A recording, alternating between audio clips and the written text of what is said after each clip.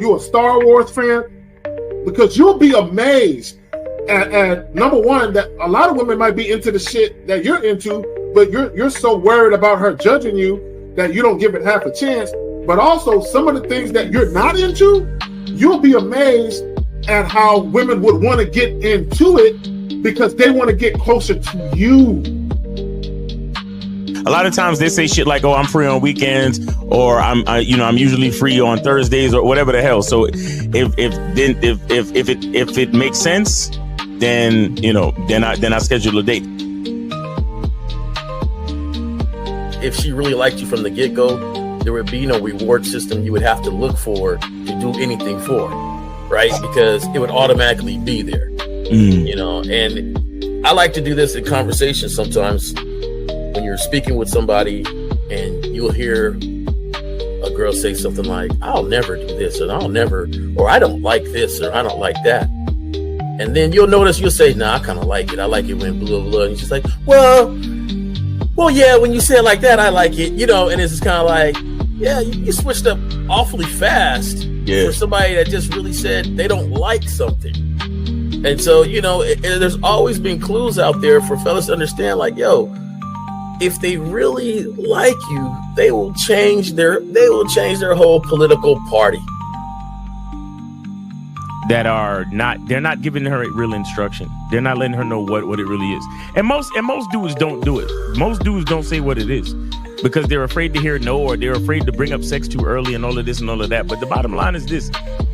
Either, again, and somebody said it, either she's feeling you or she's not. You understand? Either she's feeling you or she's not. We got to stop all this nonsense, man. Guys are too afraid to hear no, and it's like I'd rather hear no than to waste 2, 3, 4 dates and time spent, money spent, and all this other shit just to find out that you wasn't feeling me any damn way. You see what I'm saying? But so with me, first date is cool. If you don't want to do it on the first date, no problem. You could be on your period or whatever it is. There's a lot of things that could be off on the first date, right? It doesn't matter. But second date, you gotta know what it is. For me, I like exclusive vagina to me. And that's because I don't want to catch nothing to have my later years messed up. And I like to stroke without no condom on. It feels great. No. So I like it. So you like to be hugged by the sugar walls? You like to be hugged? Yeah. I like that velvet, plush velvet. The smoothness. So, but even then, Jay Roman, I hear you.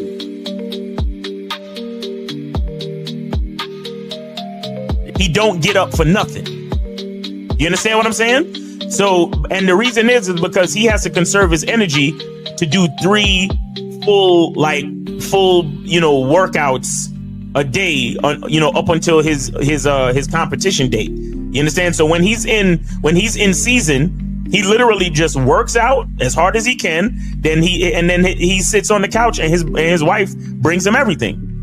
The only thing she don't do is fucking piss for him, right? So what I'm saying is, it's one thing to have a wife that does it, because you said earlier, these were the words you used. You said a woman who says, "Oh, I rock with this dude, so I don't mind doing this." But see, it's a difference between a woman who doesn't mind and a woman who cheerfully wants to do it. Understand the position of a simp. Make sure you understand the position of a friend zone nigga. Make sure you understand that a man doesn't do anything for nothing. You understand? So run the game, be careful, and do what you got to do. Mm-hmm. And that's right there, Jay Roman. And that's the problem. Your main chick should always be prioritized over all the new chicks. Right? The new chicks should not get preferential treatment. Right? So what would make it difficult for a lot of women is if you're giving girlfriend treatment to the new chick. Right? So this is why when you very first meet women, you have to establish boundaries and parameters where they got to earn everything. So that way, when the main chick is with you and she knows you're dealing with new women, she knows they have to go through the gauntlet too. They just don't get shit quicker. Like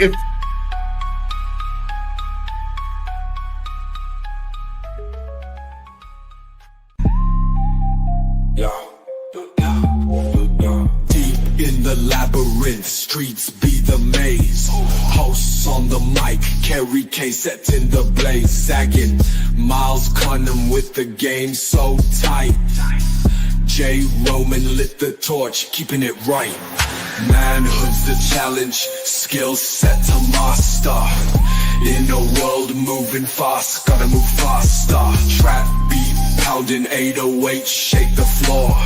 Guided by the host, wisdom like law. Harry K drops jewels, the crowd enthralled. Words cut deep, no need for brawls. Miles Cunningham, tactics sharp like a dagger. Navigates the game, makes the haters stagger. Journey to manhood, no easy feat. Lessons from the masters, words concrete. J. Roman with the keys, opens the door. Manhood's the path, gotta crave for more. Manhood's the challenge, skill set to master. In a world moving fast, gotta move faster. Trap beat, pounding 808, shake the floor. Guided by the host, wisdom like law. Yo, yo, yo. I can't hear you, Miles. You still on mute? There we go. There we go. Yeah, my voice. We got you. Funny, man. So bear with me, man. Bro, it's called Monostat 7 or Vagisil, bro. You gotta fix with 2 parts water and 1 part peroxide. Shout out to 50, right? I've been chilling at these fucking amusement parks with my nephew, man. It's fucking getting on these fucking crazy ass roller coasters and shit. Bro, it's crazy. That's an investment. Going to an amusement park with a child. See, when we were kids, we were like, "Oh, Dave, why we leaving?" But when you're older, you're like, "Nigga, we leaving."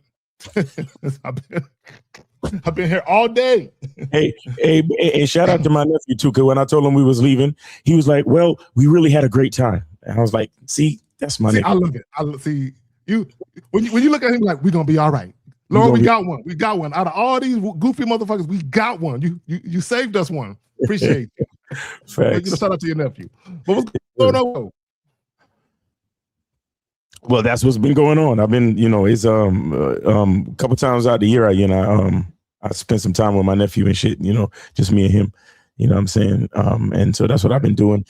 Still working and shit because, we did the show yesterday and everything like that. But, we got that going on. And, guys, I've been recently putting out some really heavy videos, man. So make sure y'all go to my YouTube at Miles in the Game on YouTube, at Miles in the Game on YouTube. Make sure you go to my channel and check out what I got going on over there. These videos are like 45 minutes to an hour long, and I'm giving all the fucking game, man. So make sure y'all get over there, check out the videos, share it with a friend, just spread it, because this is the shit I'm putting up there. Real talk is membership type shit.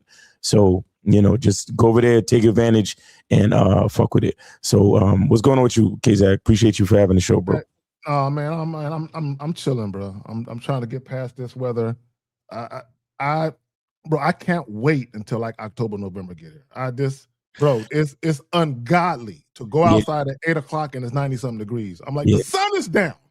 Why is it hot out this motherfucker? It's hot. like I'll be waiting till the sun go down. I'll be thinking I'm headed to the curve, right? I'm gonna wait till the sun go down.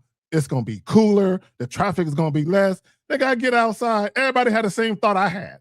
Nigga, we all was waiting until the sun went down. And we all out here in this heat like you niggas. Anyway. So, it's so hot, the post office got extended hours and shit. Bro, it's crazy. It's so fucking hot out here. But I'm glad that I have central air. Because there's a lot of motherfuckers that don't. Facts. Hey, so, what's crazy? My fucking elevator's busted on my side of the building. Oh, and I'm on the 5th floor, nigga. I'm on the 5th floor. Check this out. I'm on the 5th floor and I park in the basement. So that means I got to do one extra flight. Boy, your calves should be humongous by the end of all this, nigga. but it's all good though. It's a good reason to make sure the cardio's still popping. You know what I'm saying? So it is what it is. But you know what's crazy? And there's no AC in the stairwell, right? So that breath of fresh air when you enter the hallway through the door, that shit is like something different. It's like a drink of water because you breathing hard going up the stairs. You open up the door and the cool air hits you. You like, okay. It's like yeah, shit is crazy. It's a crazy feeling. It's a crazy feeling. But I don't know what the fuck they talking about. This shit ain't gonna get fixed until like a couple weeks from now, bro. I'm like, what the fuck? But again, I'm just using it as an excuse to get the cardio right. You feel me? See, right there. And that's the thing about guys who have an optimistic view about life. Yes, sir. We always see the silver lining in the clouds, bro. Grateful, yeah. Real talk. And if it's really bad, like if I go grocery shopping or something, I just go to the second floor and I walk across because the other elevator still works. So, you know what I'm saying? There you go. So, what are we talking about today? Female insecurity is showing up in modern dating. Men need to see it. Now, real quick, this is the worst kept secret in dating, right? That women are insecure, right?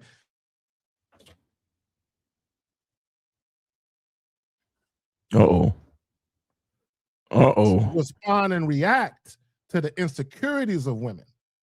And sometimes you guys don't even realize that women are being insecure and it's being masked. Yeah, you pausing, man. You clipping real hard, bro. You zagging, man. Yeah, you giving a hard pause for like a good 6, 7, 8 seconds, like that. Okay, let me come back out. Let me go out and come back in. All right. Yeah. So K zagging, man. He talking about, the title of the show is "Female Insecurity is Showing Up in Modern Dating, and Men Need to See It."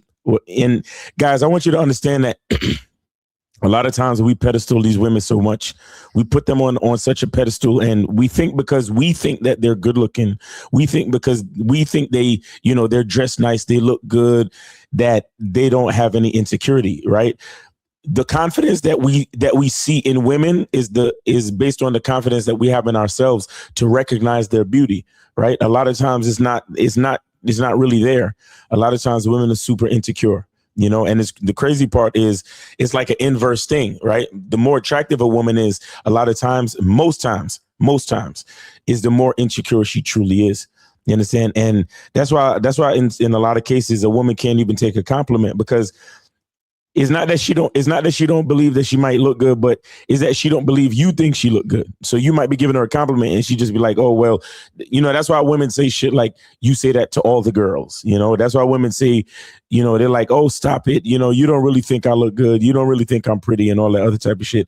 So, I was just trying to keep it going while you was going, but I was just talking about how, as men, we look at women and we put them on a pedestal by default because we think they're attractive, not realizing how insecure they truly are, which is why women say things like, you probably say that to all the girls and all that type of shit. And sometimes they blush and act real shy when you're trying to tell them that you find them attractive and give them compliments and so on. But go ahead. No, if you just look at the evolution of human attraction, right? Just look at the evolution. It along the way, it got to the point where the visual became much more important than it ever was before. Yeah, real talk. Right, and because of that, even if you look at the standard of beauty, right, from the time that little women or girls, especially black women, right, the girls, right, the way they already feel insecure as little girls based on this little girl. Look at how thick and long her hair is. Look at the fact that she's sprouting and I'm still flat chested. All this kind of shit, right? All this, and it starts young, right? And and this is what guys have to understand. When it comes to, male and female insecurity, if you look at one of the biggest problems in dating, that is what it is people's insecurities. Yeah. Right. Both men and women. And I know here, I highlight male insecurity all the time. But here's the funny part. And this is what guys don't realize. When women come into contact with a man who's more insecure than they are, they're going to abuse you. Facts. Period. And a lot of you guys, that's what's happening, is that not only are you insecure, but the woman is, but you don't know she's insecure. You don't know that, right? She's attractive, right? She seems confident, right? But you don't know she's insecure. And the reason why you don't know she's insecure it's because you're not the type of guy she would be nervous around. Okay, that's why you don't know that she has insecurities. So even when we talk about the withholding of sex, I'll just use that as an example. Now, I am not making the correlation that every time a woman is attempting to withhold sex that she's insecure. What I will say, though, is that more often than not, there is an insecurity attached to it, right? So you have to look at the real reason why most women, I'm not going to say all women, you have to look at, because if a woman is a virgin and she's religious and she's really waiting for sex, I'm not going to say she's insecure because that has nothing to do with it, right? But for some women, the reason why they try to withhold sex is because they think that them fucking quick is the reason behind why men aren't staying, right? So they're using sex as a leverage to try and keep men because they're worried about men leaving. That's insecure. Like if you look up the word insecure, the word worry or worried or not self-assured about something, right? That means like I'm insecure about my Wi-Fi. Like I'm mad insecure about my Wi-Fi every day. Go ahead, Miles. Real quick, shout out to Hude Official with a $9.99 super chat. He says, salute to the game and game kings, getting ready for my performance in New York, but there's always time for some ism. Respect to all men. Great topic today. Hey, good luck on your performance, bro. I might be out of the loop or I might be missing something, but what are you, a rapper or something? What do you do? I don't know. What do you perform? And whatever it is, good luck though, sincerely. But it would just be dope to know what you did. And I don't know, did you ever come on Media Monday and promote your shit, which you should, you know what I'm saying? So we can know about your shit and support it. But yeah, definitely, man. Yeah, look, I honestly think, that I like to call female insecurity the devil. Like it's literally evil, right? It's the opposite of gratitude. It's the opposite of self-love. It's the opposite of love in general. It's the opposite of positivity, and a woman's insecurity, I think it's necessary, but at the same time, as men, like you said, men need to see it. Men need to be aware of what they're dealing with because it's a big part of every woman's motivation for why they do things. You understand? Like how many times we get guys that call in or whatever, or even the clients that we got to be like, why do women do this? Why do women do that? Why do women, they don't call you back or why do women try to reject you harshly? And why do women ignore you and all this other type of shit? Like a lot of y'all don't realize, guys, that, you think, for example, a guy might be approaching a woman and he gets really, really nervous, right? But you don't realize that there's a level of insecurity and nervousness to even talk back to somebody in public. You understand? Like, we got all these different things going on about, trafficking and SA and I'm not really trying to give a lot of credibility to like Me Too and all that shit. But at the same time, it is a concern for a lot of these women. You understand? Because as men, we're bigger, we're stronger. We naturally dominate them. So in a lot of situations, they may not be ready to say hello. In a lot of situations, they might actually be a little bit shy, insecure, scared. They got anxiety, engaging verbally, especially in certain situations. You understand? And so as men, we got to be aware of this stuff. And we also got to realize that what we're dealing with is okay, cool. Who's they? That's what's up. You're an artist and a rapper. If you wanna, you say you're from Baltimore, but I will be on Media Monday the coming Monday. Okay, that's what's up. We'd love to find out more about your stuff and support it, bro. Real talk. Because I listen to the Media Monday artists. Like I listen to y'all like on a weekly basis. I really do. But anyway, so guys, back to this insecurity shit. We really got to understand what's going on dealing with women.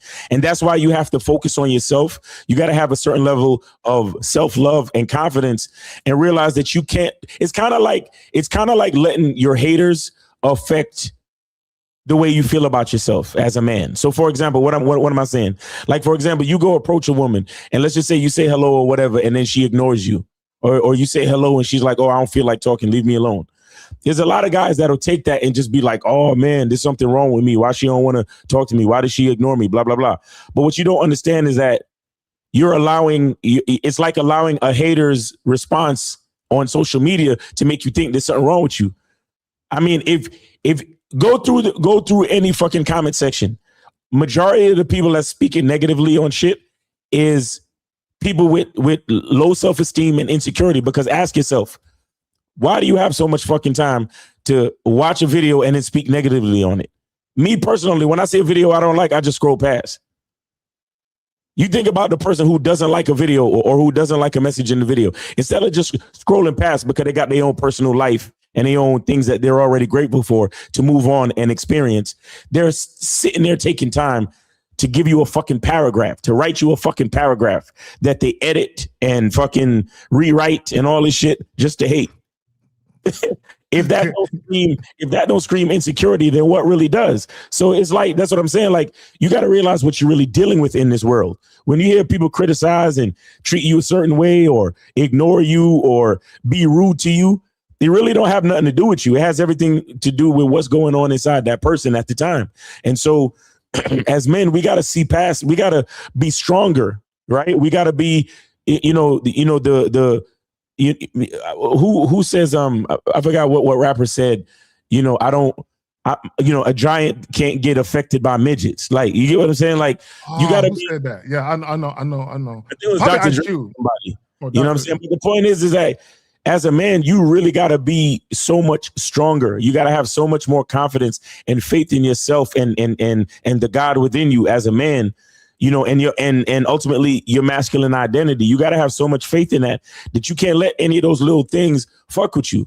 And then to take it further, like in dating, like, there's so many little things that a woman would try to nitpick and try to like criticize you for.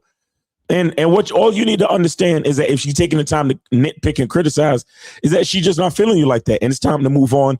And if you're already on the date, it's more than likely time to end the date. And you don't need to feel no way about it. You don't need to feel like you owe her extra time and none of that shit. Just end the fucking date. You see what I'm saying? So, you gotta realize what you're dealing with when it comes to this insecurity shit, because it affects so many different things. And what happens is, and the reason why I call it the devil, is that it's kind of like a virus. So her insecurity causes her to behave a certain way. And then you let her insecure behavior make you feel insecure about yourself. And then it's just a fucking pattern. And it just infects everybody. You ever seen one of those shorts where people are doing nice things for each other? Like somebody holds the door, somebody says good morning. And they pass it on to the next person. And they show you how, goodness gets passed on. Well, it's even worse.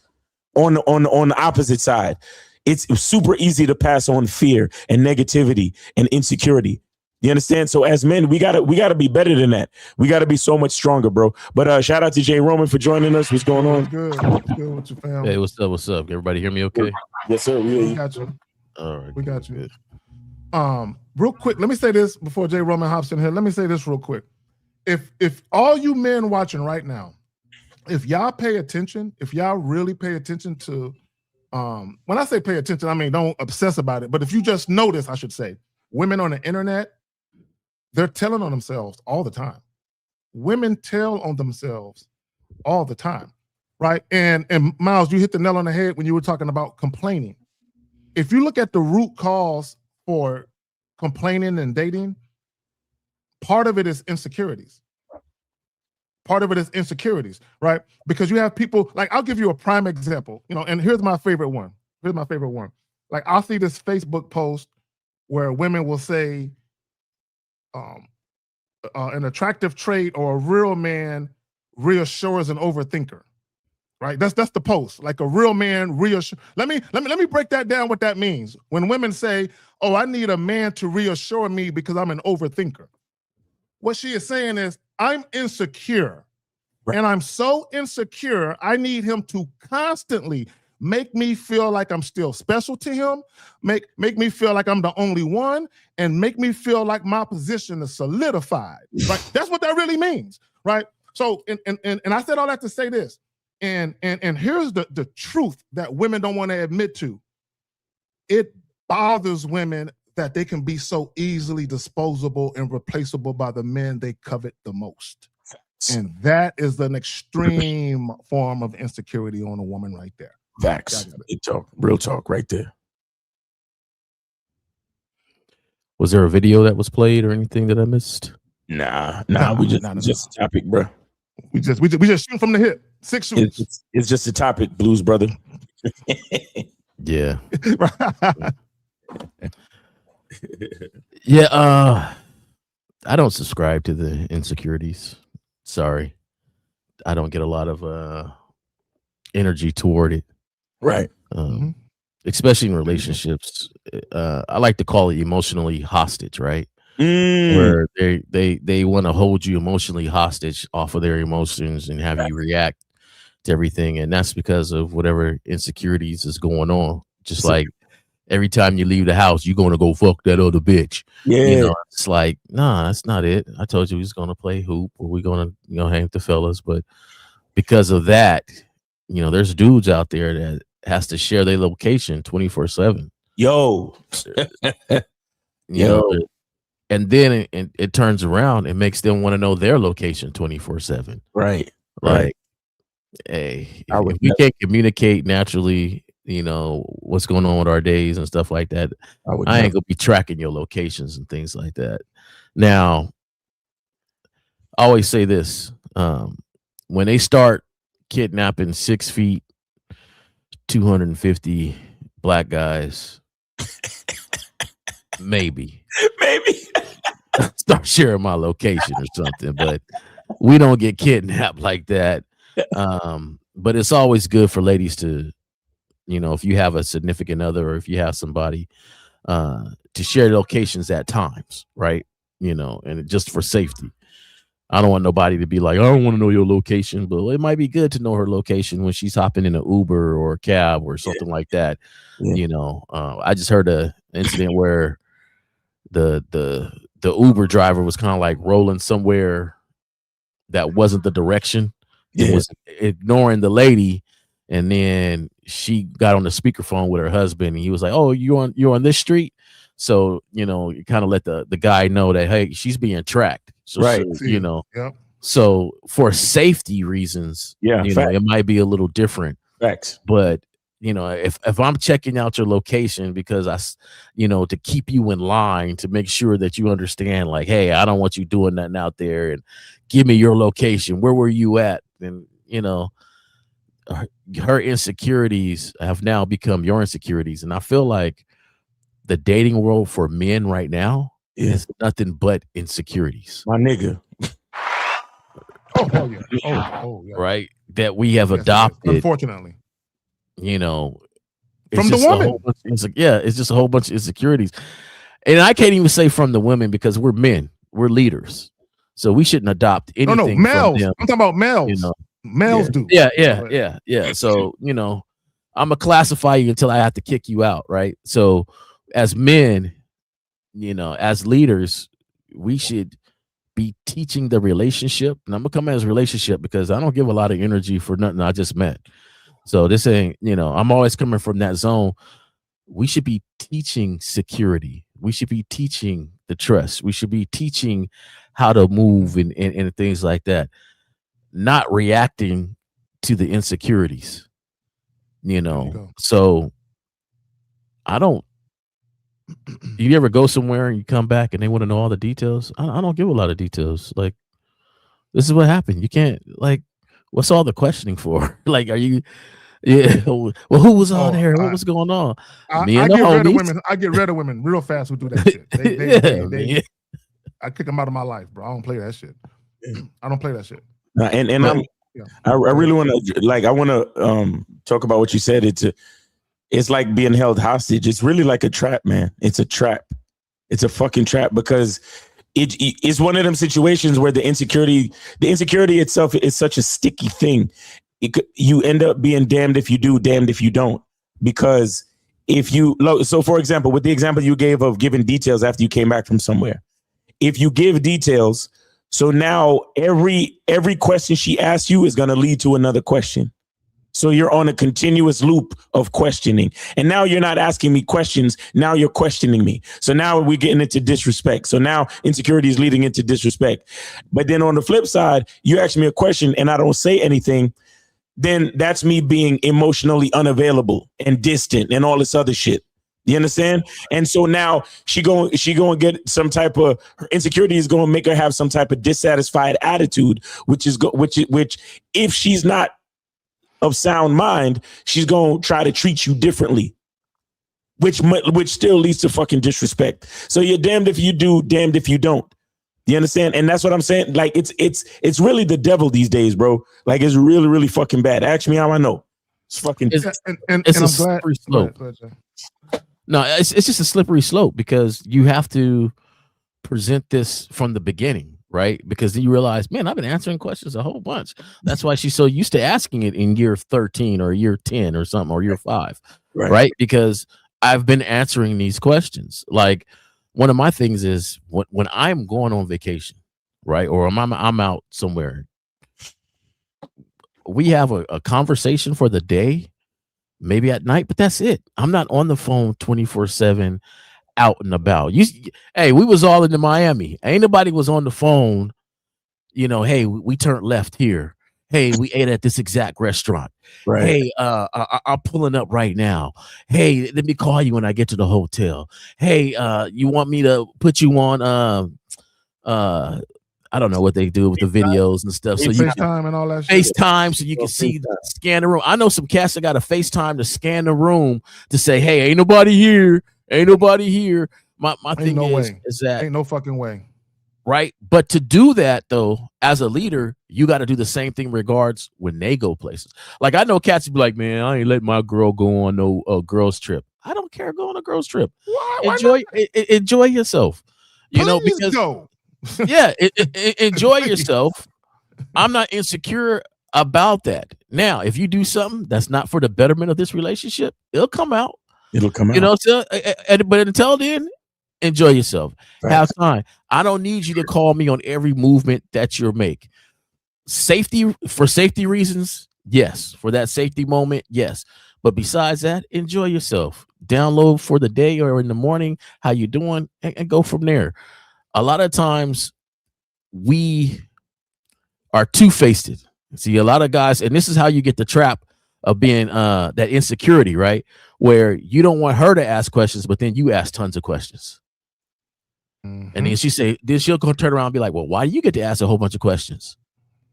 I want to, boop, boop, boop. Next, you're answering a whole bunch of questions because you're insecurity too. So like, if it ain't there, then why be there? if you're in a relationship and it ain't there, then why be there? Like, I don't know if y'all remember, probably about a year ago, probably been about a year, more or less. We had a caller who called in, and he was in a long-term relationship, and he didn't want to be in that long-term relationship. And if y'all remember, when we were talking to him, he was talking how his woman was cheating on him, and he was cheating on her. Right? They was cheating on each other. So when we got the relationship history, what we found out was when they first met, she basically told him, if you want to have sex with me, you can't be fucking nobody else. Right? This is what she did. Right? And I want guys, again, what are we talking about? Female insecurity is showing up in modern dating. Men need to see it. So she was pushing for sexual exclusivity early. And she was pushing for a relationship early. So he reluctantly gave it to her. He didn't want to do that. He reluctantly did it. So now he's in this relationship, this monogamous relationship he don't want to be in, but because he wants access to the woman, he's following her lead, only to find out she was cheating the whole time. God damn. So just imagine a woman, and that's, again, her insecurity is, I don't want you fucking nobody else, just me. Mm-hmm. But at the same time, she's doing the very thing she don't want you to do.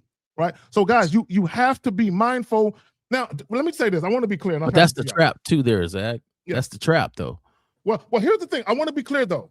There is nothing wrong with women wanting sexual exclusivity. The problem is when they try to rush it early or they try to use it as a bargaining chip. If you want to fuck me, then you can only be fucking with me. And you met this chick a week ago. And it's like, really, bitch? Have you lost your bro? I've met grown women in their 40s who do that shit. Like, bitch, are you serious? You're too old for this. Y'all got it. Real quick, shout out to Chris Johnson. He says with the $7 super chat, he says, top of it, fellas, appreciate the game and consistency. Yep. Oh, and guys, the phone lines are open, man. Phone lines are open. So if y'all want to call in, 844-672-7300, 844-672-7300. It's just $5 to ask a question, $10 for a story, $5 to ask a question. So go ahead and call in, 844-672-7300. Just $5 to get your questions answered. Let me also add this real quick, because I've had multiple clients who got caught up like that, where they meet a woman, they trying to smash, the chick won't let them smash. She's like, no, I have to be the only one you're seeing. There can be nobody else. And they literally just met this chick a day or two ago. And guys, they're doing a consultation with me, telling me about this, and I say, leave that girl alone. Only for the nigga to call to do another consultation a week or two later saying, I fucked up, Zach. I listened to her and now I got problems because she's always questioning me. I went ahead and told her I was going to be with her only. She let me hit. And now, bro, she sweated me about where I'm at, what I'm doing. I'm like, she's it, bro. And Jay Roman, you said it, and Miles, you said it about the emotional enslavement, the emotional bondage. Because the woman is bonding you to her because she wants you to settle her insecurities. Make me feel good, right? Make me feel like I'm the only one. And that's not your job. But like y'all said, a woman will make it your job. Yeah, I got it. Now, earlier you was talking about the sexual exclusivity when they demand it and stuff, and then the dude turned around and she was cheating. But that's the trap that a lot of guys become insecure about. And so they try to track their movements and things like that to try to stop that insecurity from making them feel a certain way, so you can't avoid that. Like, I think Miles said it a couple of shows ago when he was like, there's part of this that you just can't avoid. A person's going to be a person you don't know about. Somebody could lie to you and turn around and just do the opposite. You can't avoid it. The only thing is you got to be on your P's and Q's that when you notice something, you notice it and you react from there. Half the time you guys notice stuff, but y'all, because of y'all emotions, y'all be trying to tuck it. The thing is that part of this game is because you can't control another person, period. No, there's nothing about this you control another person. And that's why I resonate with Steve the Dean, 50, y'all, because it ain't about control. Here's the choices. If you make the choice, this is how we're going to live. If you don't want to make that choice, then hey, there's the door. Yeah. But the thing is, it's like it's a choice. Nobody's manipulating anybody. The thing about it is there's a part of that you can't avoid. You don't control anybody. Somebody could lie straight to you in your face and make it believable. Right? And then turn around and do just the opposite. But that's part of it. It's non-controllable. You can't be insecure about that. Right. The thing that is different that I'm finding out, which I didn't believe, man, because I give males way more credit, and I'm starting to take some of it back. I don't. I know better than that. But you've been doing this for a long time. Maybe me a couple of years, credit, bro. They be fucking up. It's just the fact that so many dudes are afraid to lose them. Yeah. Right there. And it shocks me. How can you live in a world where they're supposed to outnumber us? I don't know if that's true or not, because I ain't the one who did the consensus. But they say women outnumber us, 9-5 or, whatever the number is. But you're afraid to lose this one. And it don't be one that's like a good one. It's one that's horrible. How you be afraid to lose this one? One that's mistreating you and shit. Yeah, like she ain't even treating you right, and you're afraid to lose this one. Like it just cracks. It ponders me, right? But you're so insecure to be on your own, to not be whatever this ego has built you up to be. You're so insecure about that moment that you're struggling to hold on to something.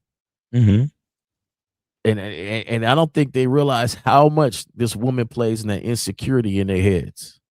And that's the thing. Free will. A woman, she is free to come in my life and take the opportunity, and she is free to leave. Bro, in my lifetime, I have never attempted to stop a woman from leaving. I'm like, bye.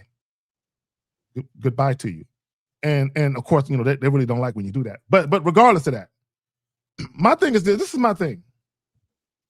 And it's not just about being a secure man. It's also about loving yourself and having a degree of self-respect. Why would I want to try and convince a woman to stay who don't want to stay? Facts. Like, why would I try to talk her into that? Like, because I know what it looks like when a woman is enthusiastic about being in your world, and she can't wait to see you. She longs to hear your voice and to be touched by you. So once she stops feeling that, and she can barely be around me and shit without us fussing at each other, why would I want that to continue? And let me just say this: when people say, you know, we can try and fix our relationship, I want people to think about the word fix. Fix implies that it's broke, nigga. If it's broken, you can't fix it. Let it go. And guys, and this is women for women too. Y'all need to embrace change. A lot of people don't like change, and that's what it really is. And people are insecure about change as well because it's the fear of the unknown. Yeah. What's going to happen in my world now? What's going to happen in my life now? I'm so used to this person, even though I'm insecure as fuck, but at least this person gives me some level of comfort. And that's the thing about a man. You can never be comfortable as a man. You know, being comfortable is nice, but nothing grows there. Right. Yeah, I got it. Guys, go ahead.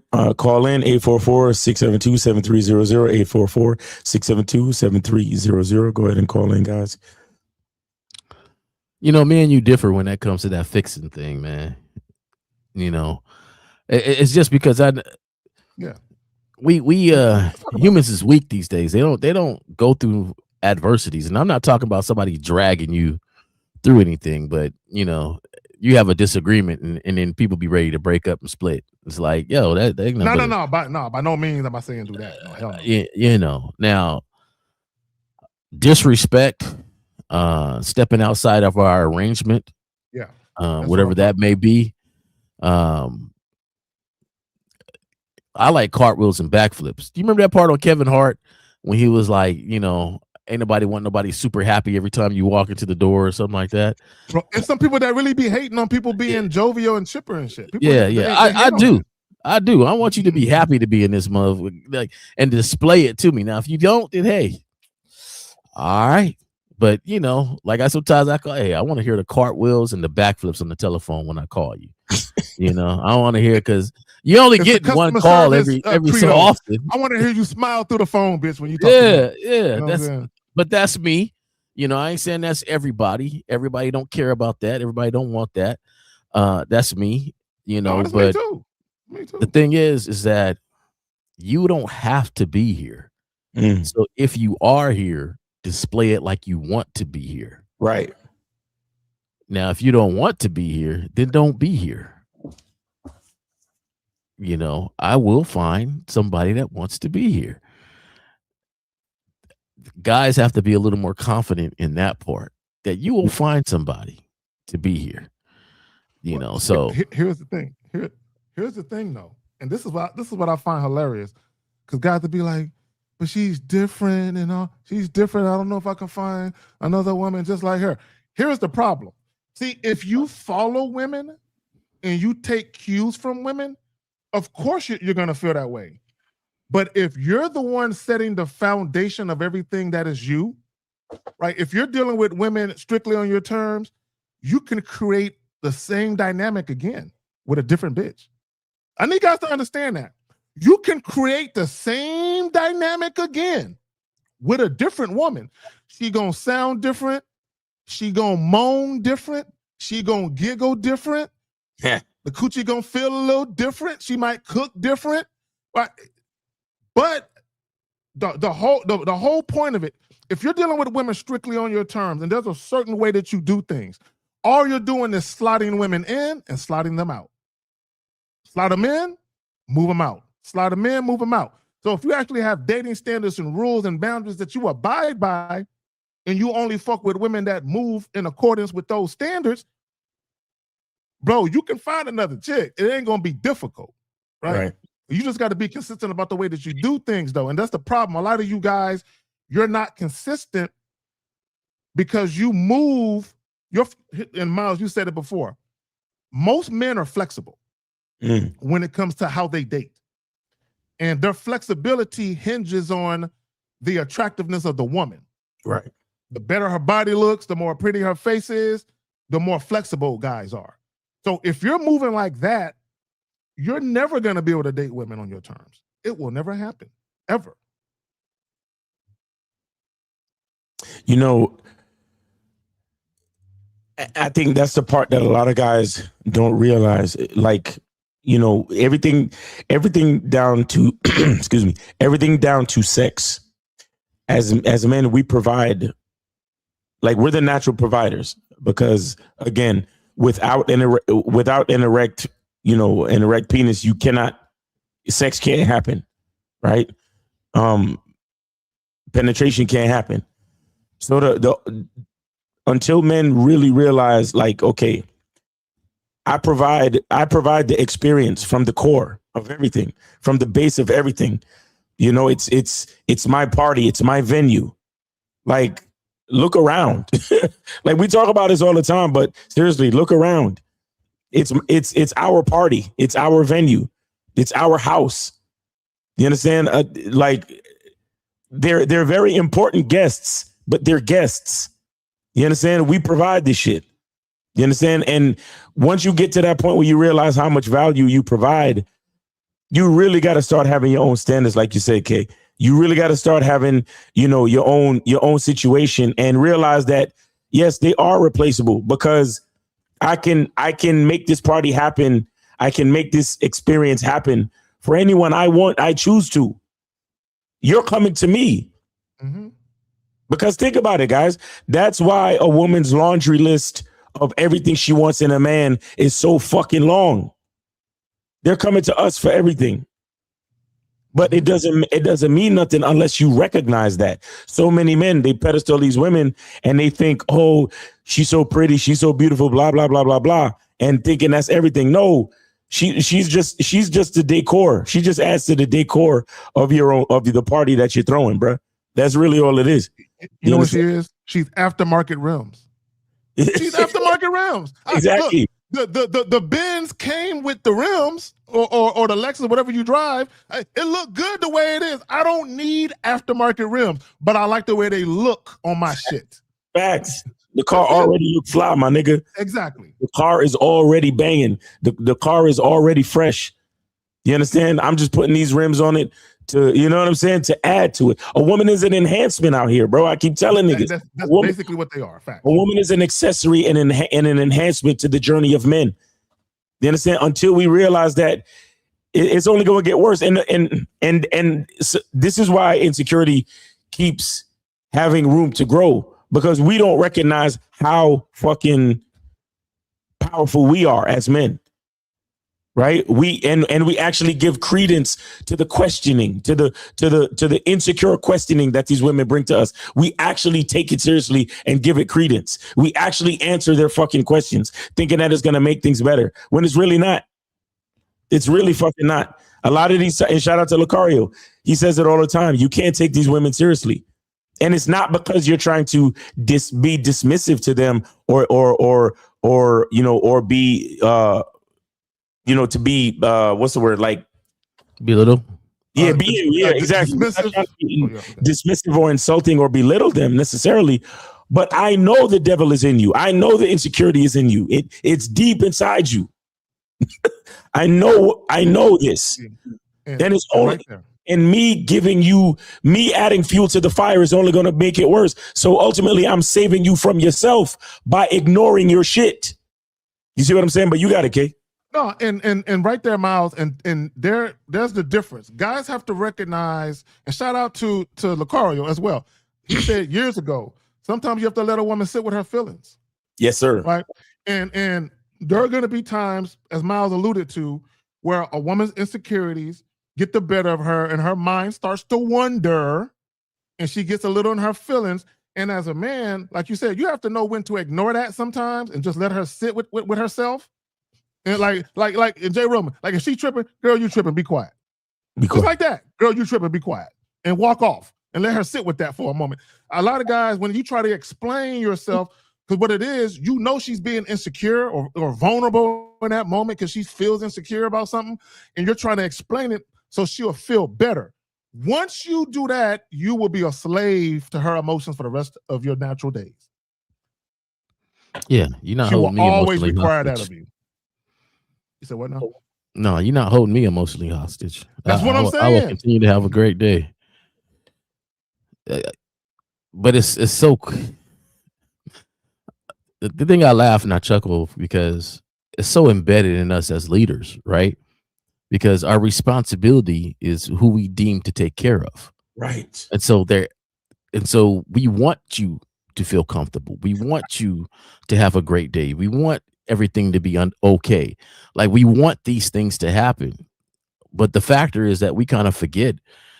And even though, like I know Miles always said, they like children and stuff. It's not that you're a child. It's just that under my responsibility, I have to do things for the betterment of the totality of our relationship. Exactly. Not just for the moment.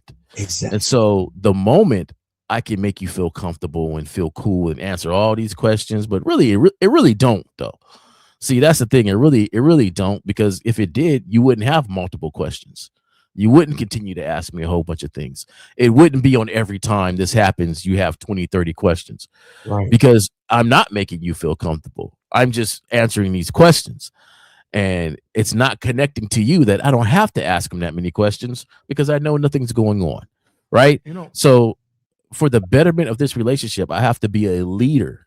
And as a leader, you don't do things for one person. You don't do things just for one person. You do things for the totality of the whole collective, the relationship, the collective of the whole thing. And so in this moment, I have to be the leader and say, I'm not answering all those questions. I told you what I just did. That's that.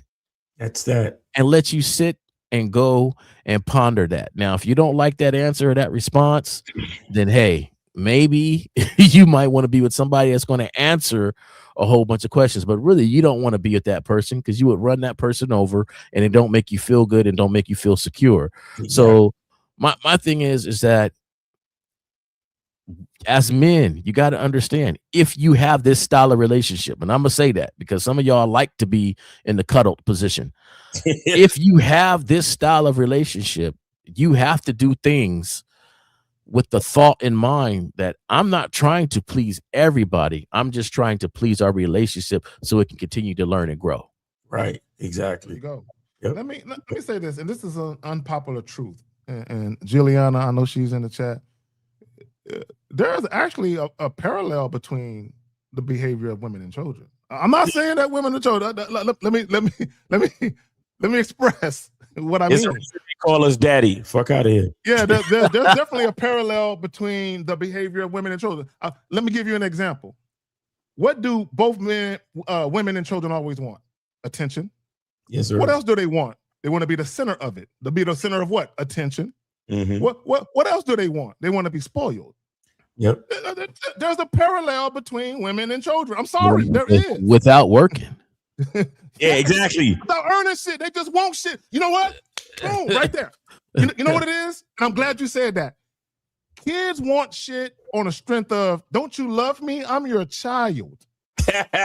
Women want shit on the strength of, don't you love me? I'm your lady. I'm your lady. Just and that right there. That's the diabolical thing. They're using your own feelings against you. Right? Yep. Yeah. See, and that's the thing though. A lot of guys get caught up because they want to be solid dudes for their relationship. Nigga. But you got to understand, being solid is saying no. Yeah. Being solid is saying, hey, sit down, relax, I got this. Being solid is for the betterment of the whole relationship and not just to make that one person there feel cool. And sometimes you got to teach them that. Like, hey, just like when you say, hey, we ain't gonna be talking to each other like this. That's for the betterment of the relationship. Right. Because yes, at one moment I could get Brody and scream and break everything in this house. And you know why? Because I know how much everything costs because I bought it. But still, I could break everything in this house. But at the same time, that ain't, what is that doing for our relationship? We ain't working through nothing. We ain't talking about nothing. We ain't doing so. No, we're not gonna talk to each other like this. We're not gonna behave in this manner. Do you think at that moment sometimes I want to just get Brody? Like, I'm a male. I got the Brodiness in me. Facts. I that's why that punching bag is down there getting stomped on, right? But at the same time, for the betterment of this relationship, we think 4 or 5 steps ahead. At least we should be. We should be. Yeah. Just like every man in their relationship should be 5 years ahead, 6 years ahead. Oh, facts. This is facts. This is actually facts. You know, should so always be thinking ahead. Always thinking ahead. So, you know, that's even in your relationship. So, yo, insecurity is quicksand, bro.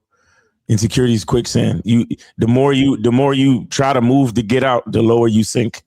It's really bad. Yep. And I've said this to women. An insecure woman is a burdensome woman. Yes, sir.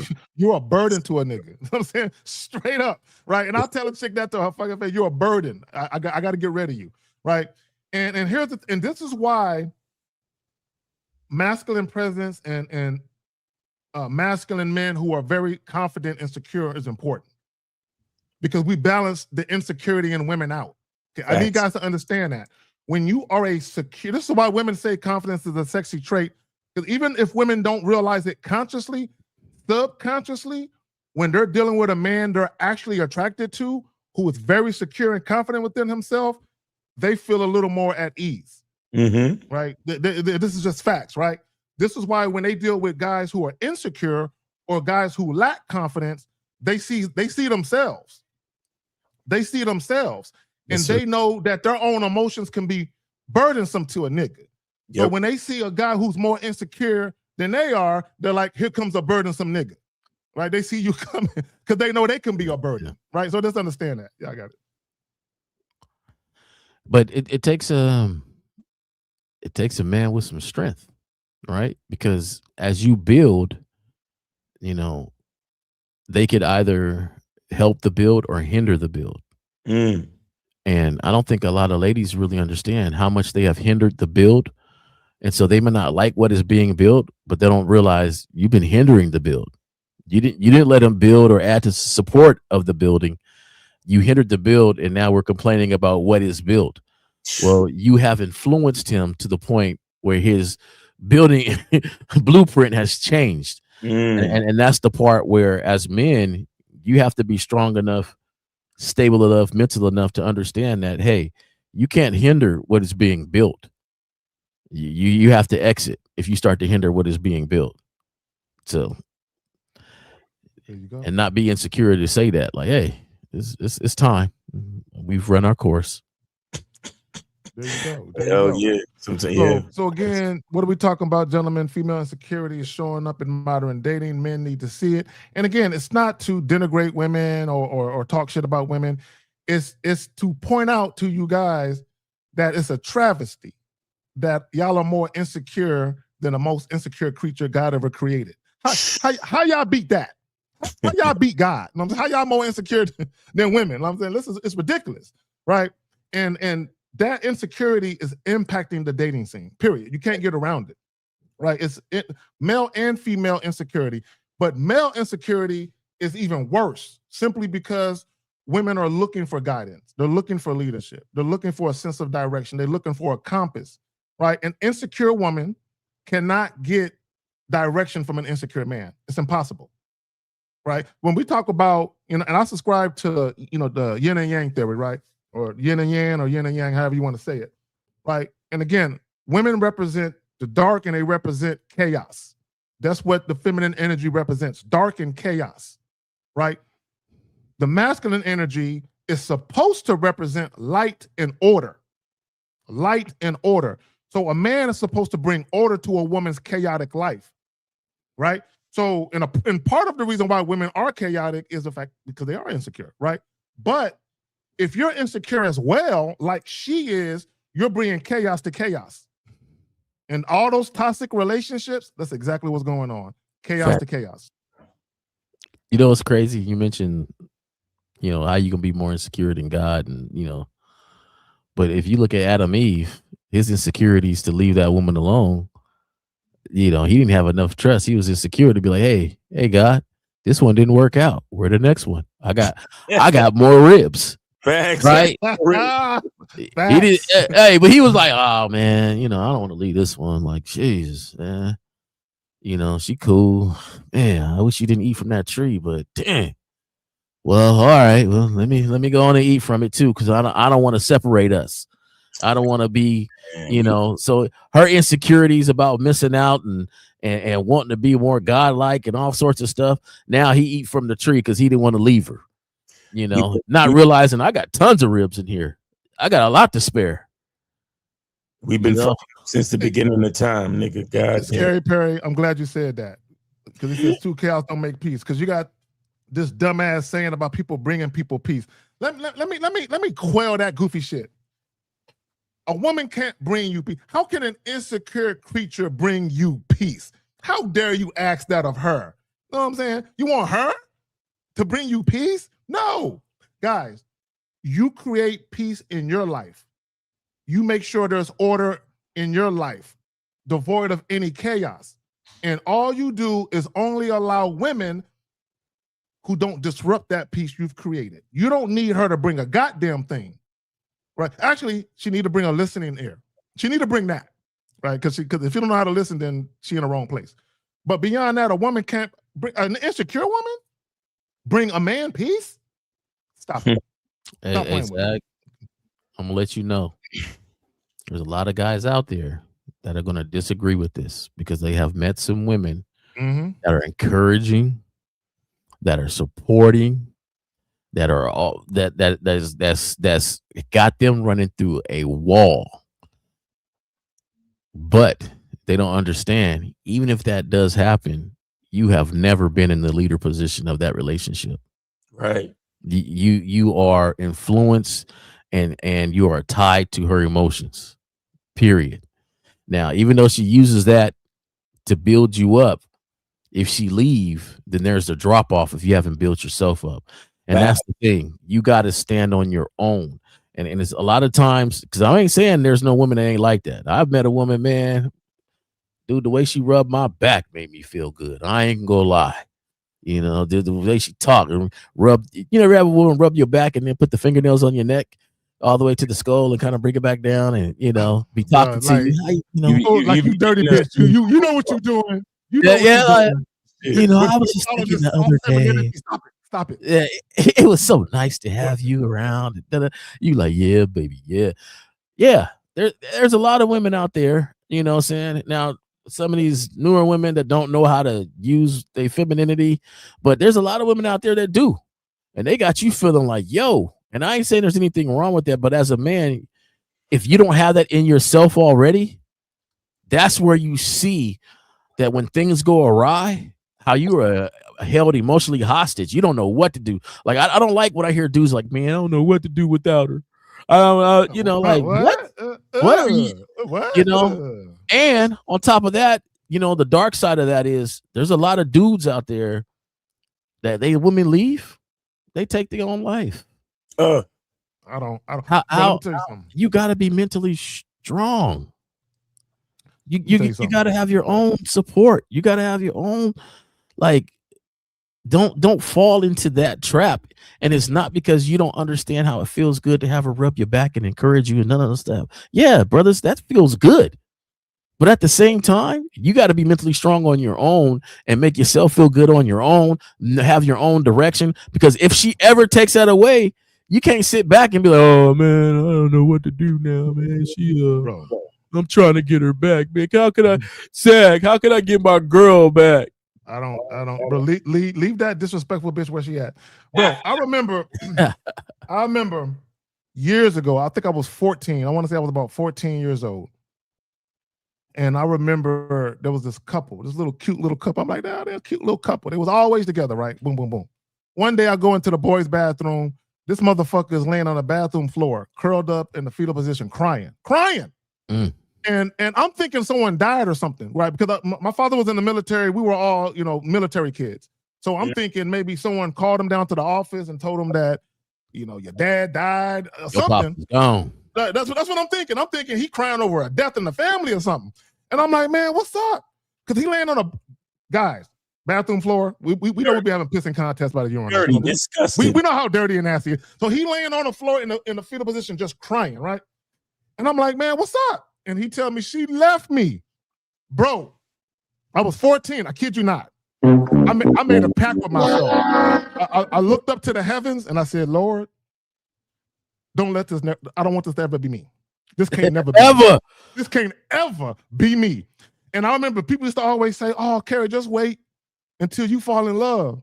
And I'm like, nigga, I'm still waiting because I don't feel that. I ain't never felt that when a chick want to leave, bro. My thing is this. When a woman want to leave, I always look at it as a chapter closing and a new one opening. That's how I always look at it. Facts. Period. Because here's the thing about a woman leaving. I want guys to understand something. And this is strictly for men who are used to dealing with women on their terms. Strictly for niggas like us. When you're used to dealing with a woman strictly on your terms, when she starts to give you ultimatums and she wants to leave, what you have realized at that juncture is you no longer have influence. Facts. And once you lose, and not control, influence. Once you no longer have influence, you gotta let the bitch go. Then it makes you question if you ever had it. If you ever had it, can you see the like counter or the subscription counter or something? Because I ain't always been like this. So, before I tell my story, we're gonna have to get a little more likes.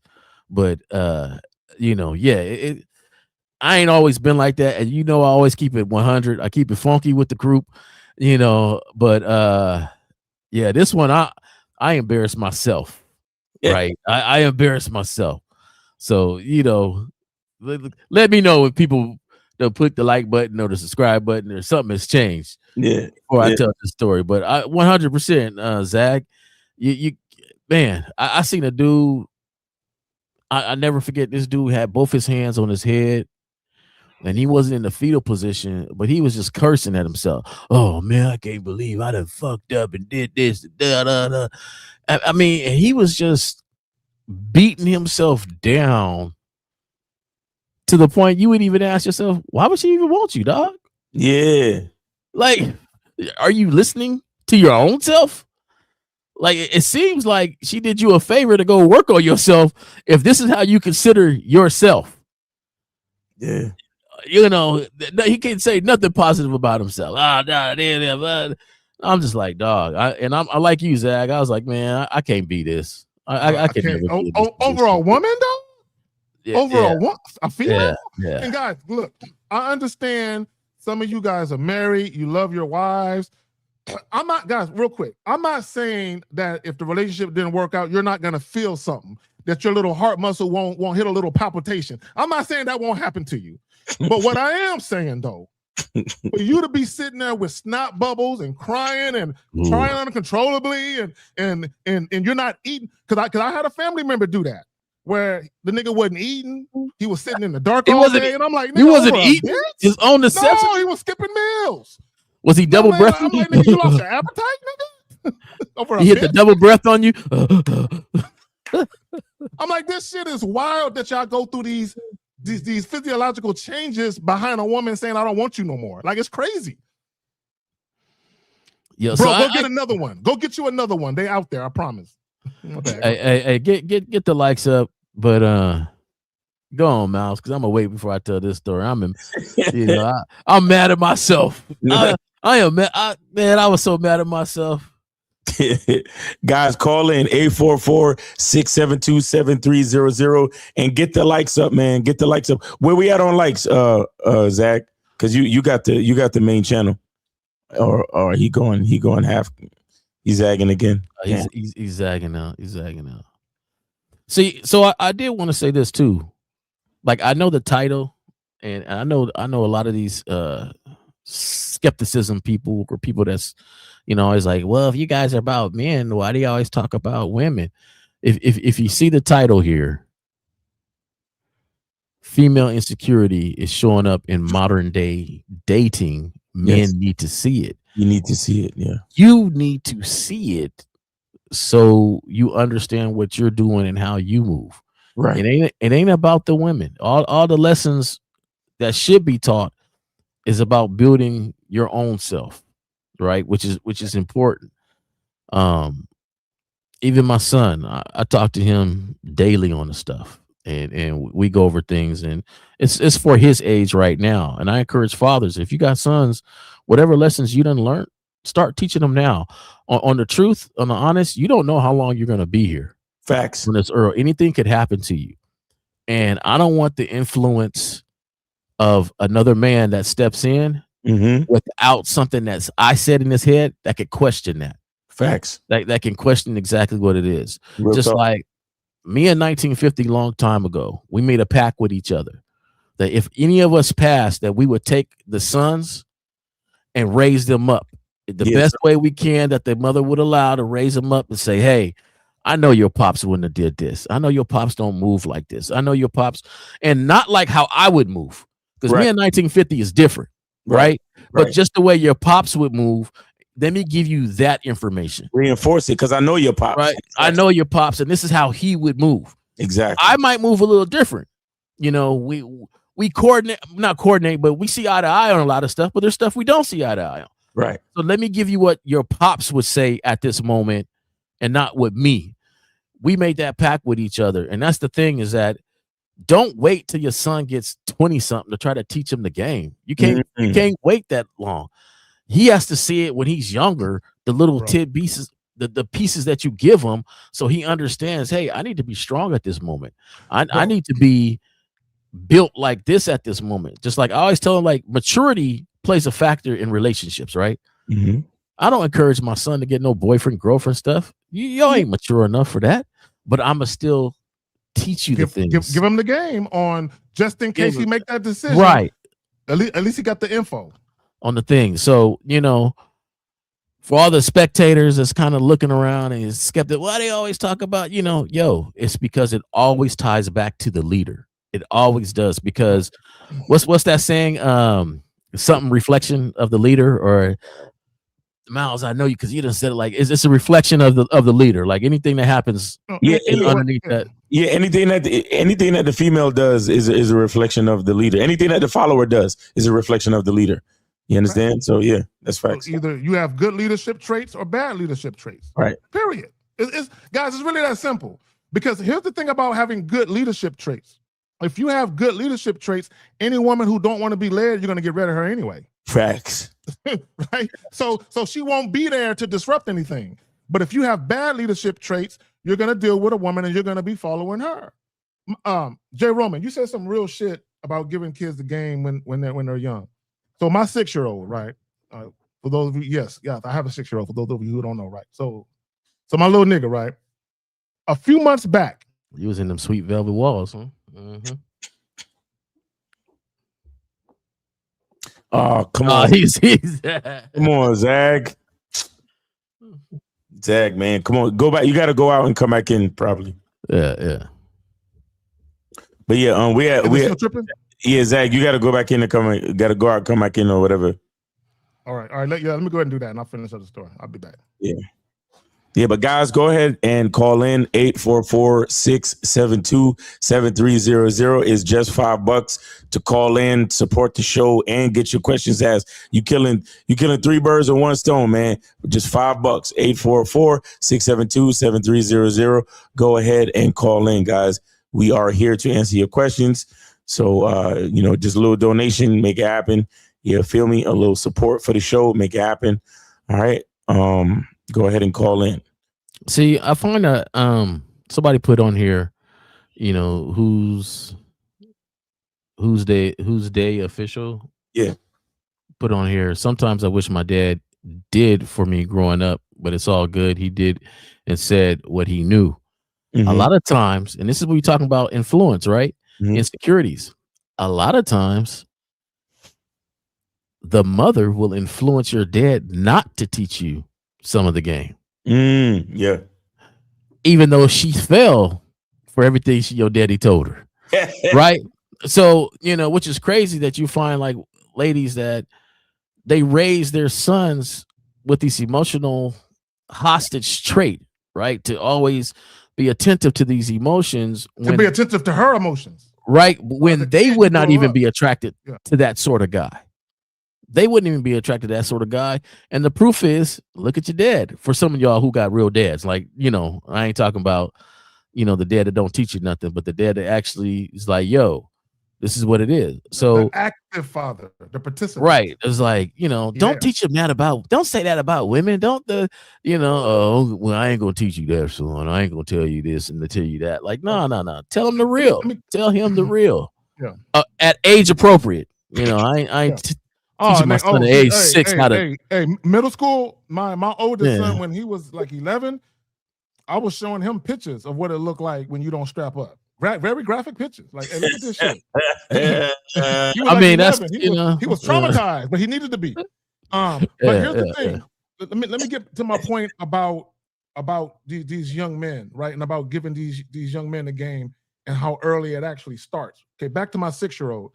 So back during the wintertime, I was wearing this all black shit. And he said to me, Dad, you look cool, right? That's what he said to me, right? And at the time, I didn't think nothing of it. I'm like, all right, whatever, right? You think the dad look cool, right? Whatever. And I didn't think nothing of it. Fast forward about a week ago or so. He's sitting in the crib, he playing Xbox, and we talking about something. And I'm telling him school's about to start again. And then he says this to me, I just want to be cool, Dad. And then it hit me. I went back in time to when he said that about the outfit that I had on. And then I'm looking at what he's saying now, and I'm like, you're worried about how people perceive you.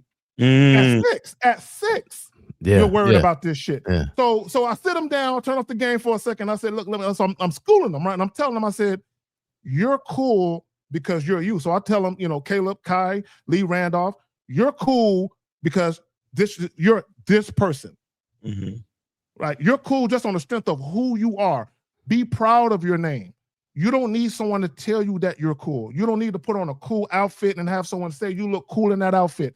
Okay, you're cool just how you are. So I'm trying to reinforce that, because what I don't want is him to be out there in the world and be worried about other people's opinion as whether or not he look cool or not. Right. So I got it. Yeah. I had to do the same thing with mines, and you know, it's that balance, right? Because you want them to come outside looking presentable. Yeah. You're like, hey, man. Can't be out here because you're representing your pops at the same time. Yeah, I do want them looking fresh, though. I ain't gonna lie. Yeah. You ain't got nothing matching on, son. Come on now. Come on, man. Like, you know, put some lotion on, man. Look at the corner of your mouth. So, like, you know, you want to come out looking presentable, but you want them to I don't give two rats whatever about what somebody got to say about me, because this is how I feel about myself. Right. And that's the thing. Like, you gotta take those moments and pause when you hear them and say, hey, hold on. Let me give you this little tidbit of stuff. And that's that building block that helps, that you don't have to start from zero. You can start adding stuff. Hey, son, remember how I taught you this? Okay, let me show you this. Okay, son, you know, we're going to talk about this right here and go from there.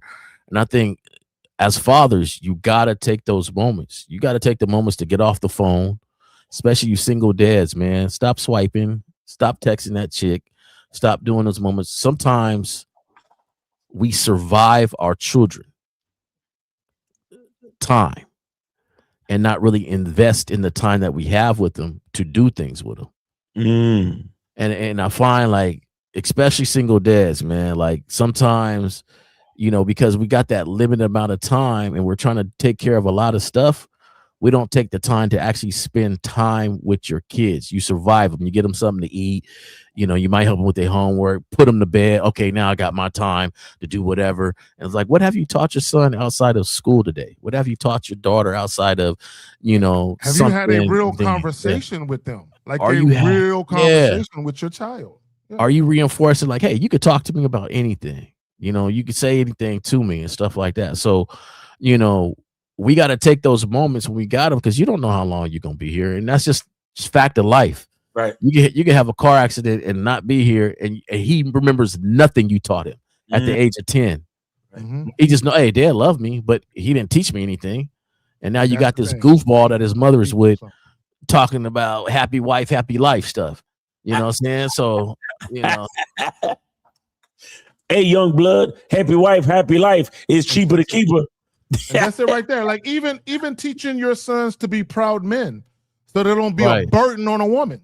You don't want your sons being a burden on a woman because they're insecure and they're looking for validation the whole time. And this I want guys to understand. And again, going back to my 6-year-old, he is very aware. Like he'll say shit like, "Yeah, Dad, I don't like when people tell me stuff and they don't keep their promises." Like now, I've never done that to him, but other adults in his life, ain't naming nobody. I'm just saying that he remembers, and he was like, "Yeah, Dad, I don't like that." And one time they even pinky swear at Dad and still didn't keep their promise. So he's 6, and I'm like, "How did that make you feel? Miles, how did that make you feel?" And he said, "Angry." Nigga, hey, I'm telling you, hey, Zach, it be those moments. Yo, you do not renege on a pinky swear, nigga. No, not with a kid. No, they will remember that for life. They don't. Nigga, a pinky, bro. You would never have that child's trust ever. A pinky swear, nigga. Exactly. Bro, I'll tell you something. When you casually say some shit to a kid, just casually, like, "Hey, maybe later on we go to the park." Bruh. Maybe later on, them niggas is like, you looking at them like, "Oh, you could take off your clothes, you could put on your house clothes." But why? I thought we were going to the park. You like, "Oh shit, you heard that? You remember that?" Yep. And in that moment you sink, you be like, "Oh, I'm so tired, but yeah, let's go. let's go. All right, let's go." And then you try to bargain with them. Hey, when you're at the park, how about we do this instead of that? You guys want some ice cream? You try to negotiate with their little ass. We only was at the park for a little bit. Oh, but hey, this is where we're gonna get some ice cream. You want that? Like, but you know what's so crazy is that, kids are so legit, right? They're so on point. As years get older, they learn how to BS. But they don't BS when they're younger. You said that yesterday, Dad. You said that yesterday, Dad. You said we was going to do this, do that. I keep in those moments. It should make you be a better father and be like, "Yeah, you're right. Let's go. Let's get it. Let's be a man of the word." Because I've been teaching you how to be a man of your word. I keep telling you should be a man of your word. Let's do that. And sometimes you have those moments where tiredness of work and tiredness of whatever the situation kicks in. But hey, you got to get up and do it, because if you're gonna say, "I want to teach you how to be a leader and a man of your word," you got to live it for them to see it. Yeah, right there. Man of your word. And that's why, bro, there's been times I told my son, "We're gonna do this, we're gonna do that." But when it got right around that time, I ain't want to do that shit. But then he's looking at me, he'll literally pick up my shoes and put my shoes right by me. "Finish getting dressed, Dad." It's time to go, nigga. It's time to go. But that's one thing. So even when I know Miles, you and L talk about it. When you tell women you're gonna do something, even when you don't want to do it, you do it anyway. Yeah. Right. You be a man of your word. So even when I don't want to do it, like when I took him to Six Flags and I was sweating like a motherfucker, bro, that was horrible. It was a horrible experience. He had fun. He was smiles, showing teeth the whole day.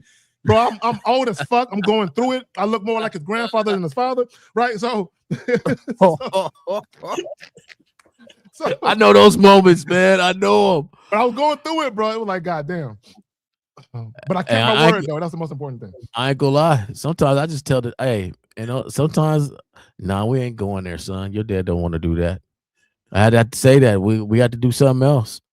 We got to do something else, son. Just like, let me be honest with you. Yeah. This ain't in me at all. Hey, the only time so if you got hopes to do this, if it start raining, we ain't going nowhere. Like that. No, we ain't going nowhere. That's the wrap. Hey, we was at the amusement park the other day, and they got this big ass roller coaster there, like one of the biggest in the Northeast or whatever the fuck, some shit. And I said to my nephew, I said, what if I let you go on the thing by yourself? The nigga looked at me. He said, "Somebody's scared." You were like, "Oh, you little motherfucker." Hey, but you got to teach honesty too. Like, hey, no, you gotta teach honesty. That was some manipulation. That was clever for him because he basically called out your ego and your manhood. Yeah, like why you scared, nigga? So, did you go on the ride? Hey, did you go? Hell yeah, I went on the fucking. Check this out. We went on the ride, and then you know how like if nobody's in your road that you're seated in, they tell you could just sit there and go back on a ride. And I didn't really want to go. I looked at him. I said, you want to ride again? And sure enough, he was like, hell yeah, let's do it. And he didn't say hell, but he said, yeah, let's do it. And in my mind, I'm like, yo, my 45-year-old organs is being moved around right now. I did not want it. So I said, fuck it. So we went right back up the fucking ramp to oblivion. And I'm just like, yo, I'm getting too old for this shit. Yeah, I be loving those roller coasters, man. I can't wait. Let's go. But you're right. I only need to ride it once, though. Hey. That's it. We did both the biggest coasters twice. We did both of the biggest coasters twice. Fucking crazy. How fast do I need to go? Okay, this is it. This is what the lights look like right now. We was at 60 before. What the lights look like, Kay? We was at 60. I can't see it on my end, and I don't want to fuck with nothing because I'm lagging over here. Well, just one of the give me 1 second. Yeah. If one of the viewers, I can see how many likes we got on Kay Zagin's channel, please. Yeah. If one of the moderators can just put in the likes, Juliana, Scary Perry, Who They Official. If y'all can throw that up there, 64. We're at 64. 64. Okay. He said 62. Is it 64 or 62? Like which one? Which because they could be talking about your channel too. Oh nah, they ain't talking about my channel. Most of them is watching your channel. Yeah. So guys, again, what are we talking about? Female insecurity showing up in modern dating. Men need to see it. And again, it's not to, denigrate women or talk shit to women. It's to really point out why your behaviors are paramount. Why it's important that you're steadfast in how you conduct yourself, right? Because of this, right? And women will make decisions and choices based on their insecurities, based on the fact that they might have low self-esteem, based on the fact that they might not be self-assured, right?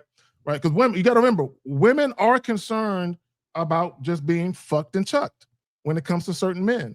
Women are concerned when they're catching feelings for certain men. They're concerned with being discarded by that man.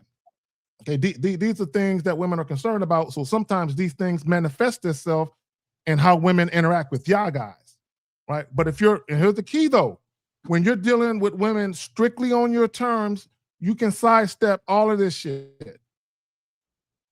You can sidestep all of this shit. Now, you're still going to run into women who show you bouts of insecurity and all that other shit. Right. But bottom line is, if you're moving on your own accord, then a woman's insecurities should not impact what you've built, is what I'm saying. But we do have a question, gentlemen. Let me go ahead and snatch it up. And guys, we're about to be up out of here in about 30 minutes or so. So go ahead and get your calls in, 1-844-672-7300. Also, if you have a question, put a Q in the chat, followed by your question, like so. So he says, would it be appropriate to say be comfortable in the uncomfortable? Well, I wouldn't even say about necessarily being comfortable in the uncomfortable. Is as a man, you're always moving. Right. You don't have time to sit on your laurels and just chill. You don't have. Now, once you retire, maybe. Oh, exactly. All right. Well, we're up to 76 likes, J Roman. So I don't know at what point you want to try to tell you. At what point you want to do your story? I'll do it now. Whoever that's gonna be the last caller, because there's always the last caller that want to call in late. So I'll do it before that. But I think Zag was kind of getting at the fact that for me, this question is situational. Mm-hmm. Like, we should always be striving to improve. So if we're in an uncomfortable state, we should be comfortable in understanding what state it is and that we're always trying to do better and be better. So it's like a non-void question. You are comfortable with the uncomfortable, I would think, because you're going to challenge yourself. So I'm learning finances. I realize I'm a little more ignorant in finances than I thought. So I'm learning how and what to do with these, equities and all sorts of different stuff and trust and things like that. I have a road to do with that. Not very comfortable with that. Always been a saver. So I save a lot of money, but that money's not working for myself. So now I'm starting to learn how to make the money work for myself a little bit more. Not a zone I'm really comfortable with, because I always prepare for the rainy day. Throughout the history of life, there's been some rainy days that hit me. And so now, rainy day hit me, I'd be like, here, stop guard, hurricane come, hurricane, avoid it. But as that money sits, it's not doing nothing for me. It's not making money. And there's so many people that say, hey, if you do this and do this, not only will you help your future out, but you help the future of your children and legacies and all sorts of stuff and things like that. And that's something that I was never taught, and a little bit uncomfortable, because I like having that rainy day, bucket. Right. But, I'm going to tackle it and strive and, make it comfortable for me. So I think no matter what the situation is, we should always be striving to be balanced and striving to be better. So if that's what you're referring to, then yeah, I would agree with the statement. If you're referring to being in an uncomfortable situation with a chick and you just gonna be comfortable, try to make it comfortable for you, then no, I don't agree about that. Get rid of the chick. Well, there you go. But also there should be goal setting. Like you said earlier, Jay, as a man, you should have like a 5-year plan. Like, and I always believe you should have like a 12-month plan, 5-year plan. You should always have a plan, and you should always, what's the next step? What's next for me? There should always be something next. When we talk about, manhood as a skill set, you will never master manhood as a man. You will never master it. But you should spend the rest of your days on this earth trying to get better, right? As they say, you should be better now than you were yesterday. Tomorrow, you should be better tomorrow than you are today, right? As a man. So when you say, is it appropriate to say comfortable in the uncomfortable? Like Jilliana said, if you're comfortable in the uncomfortable, you're too comfortable. you should, like, even when it comes to money, why do you think billionaires keep going? They're not comfortable. Exactly. Yeah. They're not, because here's the thing. If you, and of course, I'm not a millionaire, but millionaires will tell you, I'm talking about mega millionaires, 60, 70, 80. Most of them have lost fortunes and got it back. Right. And then they lost fortunes and got it back. So they know, if I got 60 million, I'm not good. Now, for us, we would be good, but for them, because they live life in such high stakes, they're not comfortable with 60. They need $1 billion. And plus it's not about the money. There you go. Yeah. It's not about the money. I keep telling guys, the winning is in the practice. The winning is not in the outcome. You understand? So just like how we talk about dudes who who know how to talk to women, and dudes who know how to attract women and whatever, it's not about all the women that said yes. It's about the skill of talking, interacting, flirting, whatever. So with the guys that, the billionaires, the reason why they keep going is because it's not about the money. Because trust me, any of them, any 100, even multi-millionaire, any of them could take about 10 million, put it into an annuity, and just live off the interest. Yep. The rest of their life and be perfectly fine, be perfectly okay. Any of them could do that. But it's not about that. At this point, it's about, okay, because it was always about the journey to get to the 10 million. And that's what I love. The money is a byproduct. And yes, I can buy shit and I can have expensive steaks and wear, $10,000 suits and all that shit. I can do all that and it's great. But what really interests me is the skill and buying and selling companies and buy a company that's tanking, figure out how to rework it, revamp it, and then turn it into a fucking successful $1 billion company and then sell that shit and then do it again. You understand? That's what life as a man is really about. A lot of you motherfuckers, not anybody in the chat and not avid listeners of this show. But when I say a lot of the motherfuckers, a lot of average males with no game, they're going into everything for just the temporary reward. Mm-hmm. You understand? A lot of you are working Monday through Friday just for that fucking paycheck. Right? A lot of you are you practice something just so you can score 10 points in the next game. A lot of you are talking to this girl just because you hope she likes you. But the people that are really great and the people that are really successful, they do things because they love the game. They do things because they love the craft. They do things because the journey is everything. A lot of you motherfuckers are just waiting for the destination. And once you reach the destination, you fold, you pack it all up, and you turn into a little complacent, comfortable, bitch ass nigga. You understand? The people that are truly great, they continue with the craft regardless. You understand? So that's why the players and the guys with game and even the men who are in, a successful marriage or relationship, the reason why they're good at what they do is because they never pack it up. They're always learning the next level of craft to be the better husband, right?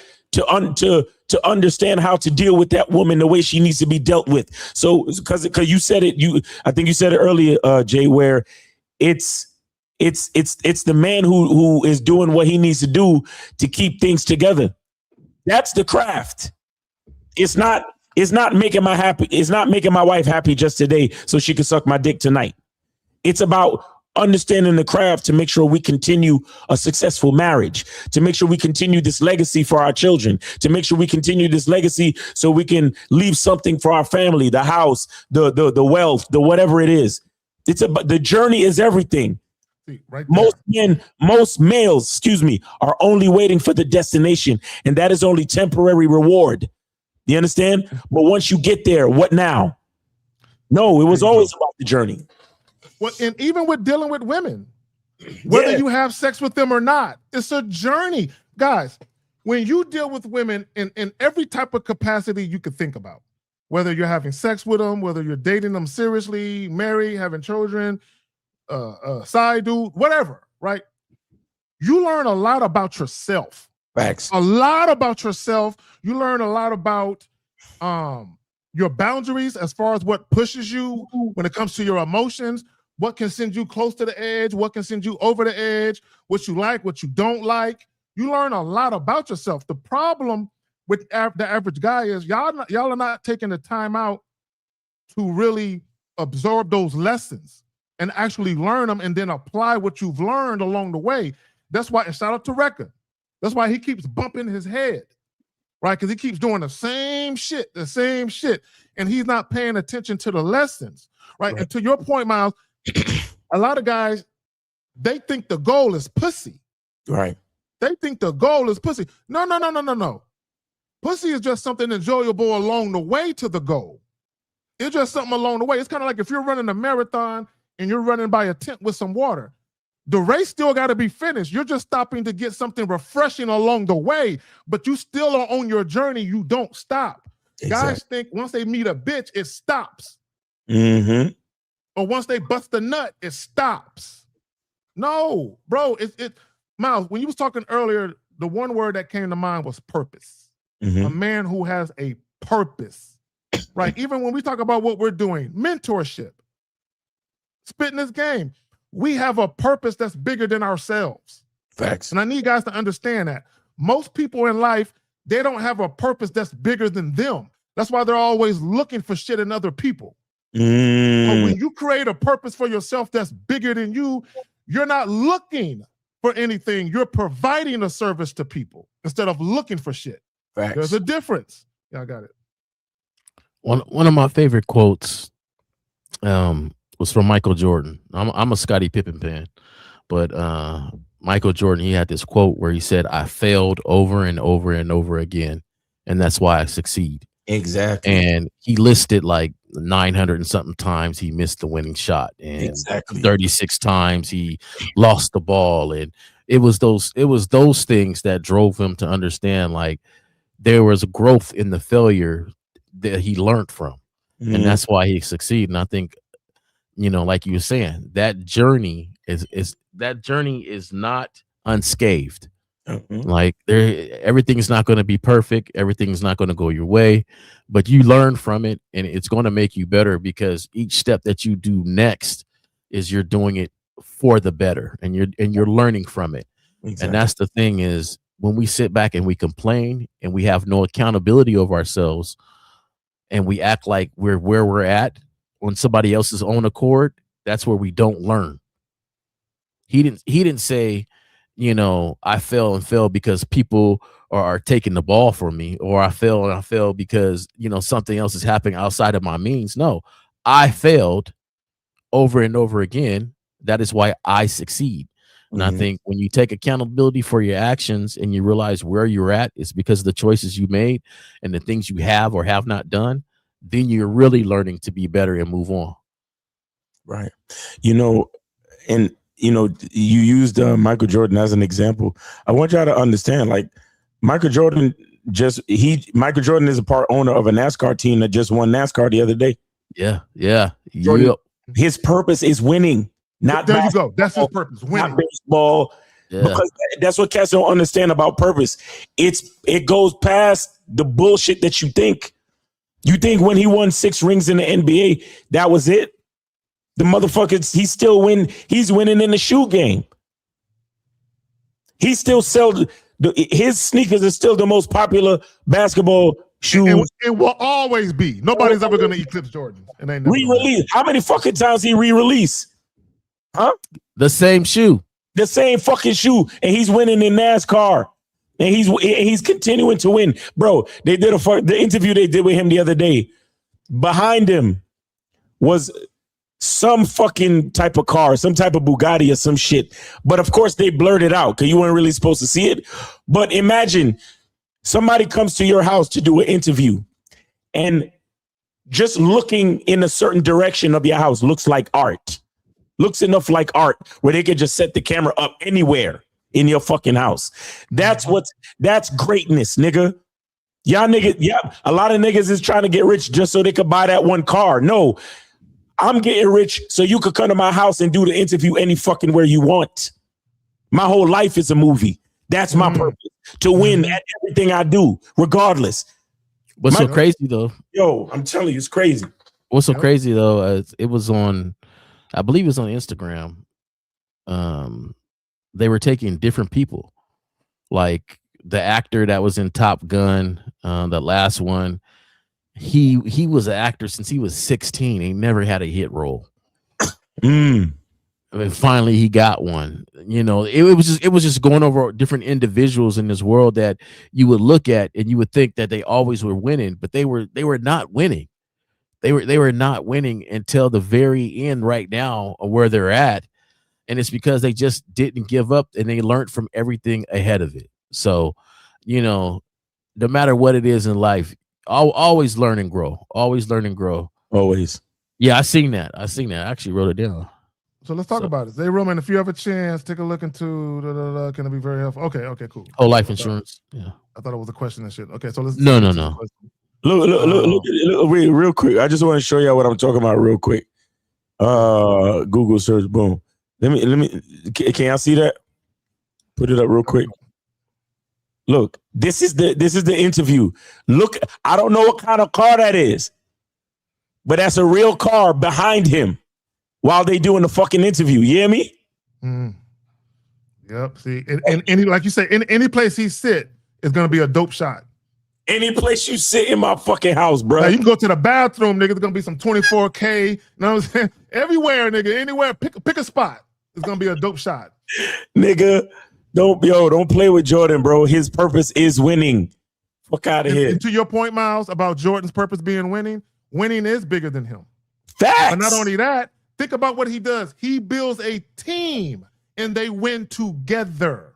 Facts. He creates, he fosters the environment for people to win.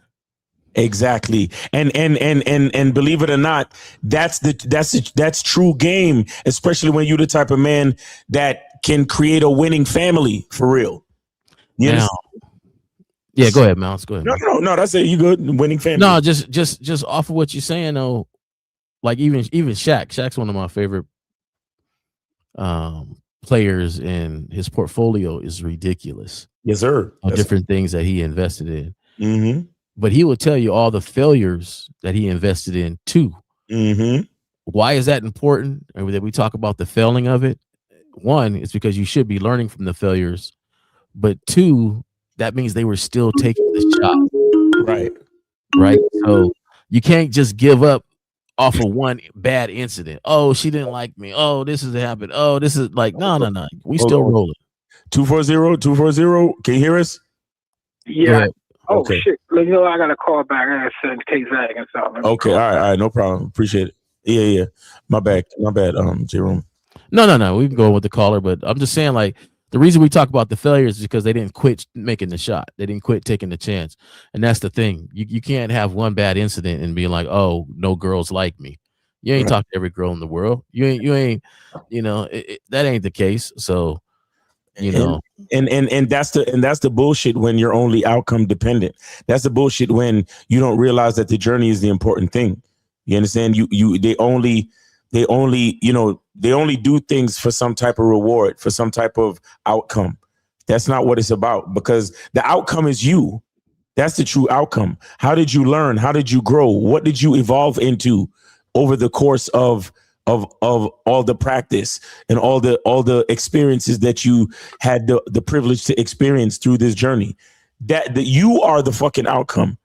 Not some chick saying yes to you, not your paycheck, not the money, not the ball going through the net. You know what I'm saying?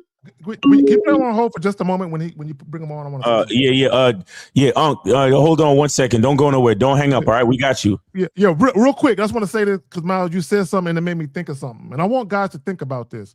All you guys listening right now, when was the last time you looked in the mirror and said, "I'm proud of myself. I'm proud of the man I'm becoming. I'm proud of what I just accomplished. That shit was a hard road, but I did it." Yeah, I got it. Crazy. 240 DC Touchmaster. What up? What's up, Miles, J. Roman, and Zag? What's up, y'all? What's going on, brother? Good to hear you. Oh yeah, I'll tell my story after this. One of the things I want to say is you guys just said something that's interesting. I just had that revelation, man. At the end is when you realize that, oh shit, I'm doing this. I've done it. I've reached where I wanted to be. But once you get there, it's like, oh shit, there's a whole lot of more over there. Mm-hmm. And that's what I'm going through right now.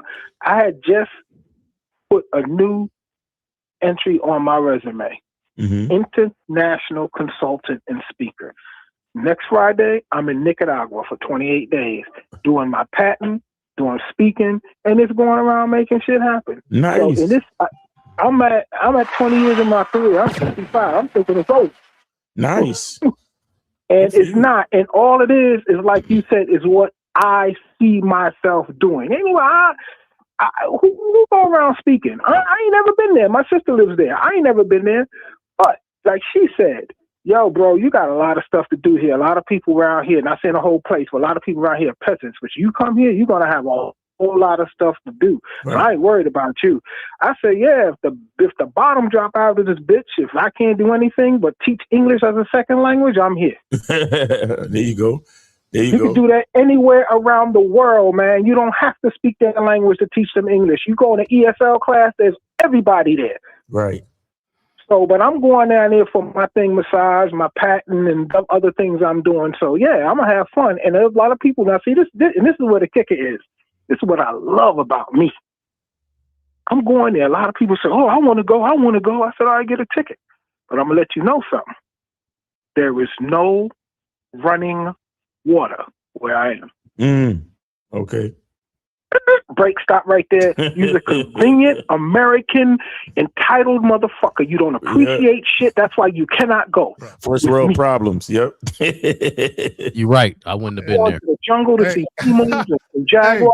I'm going to do my thing. Hey, bro. Hey, 55th. Well, when I went to Costa Rica, bro, I purposely chose like a small surfing town away from the tourists. There's a place called Tamarindo where all the tourists.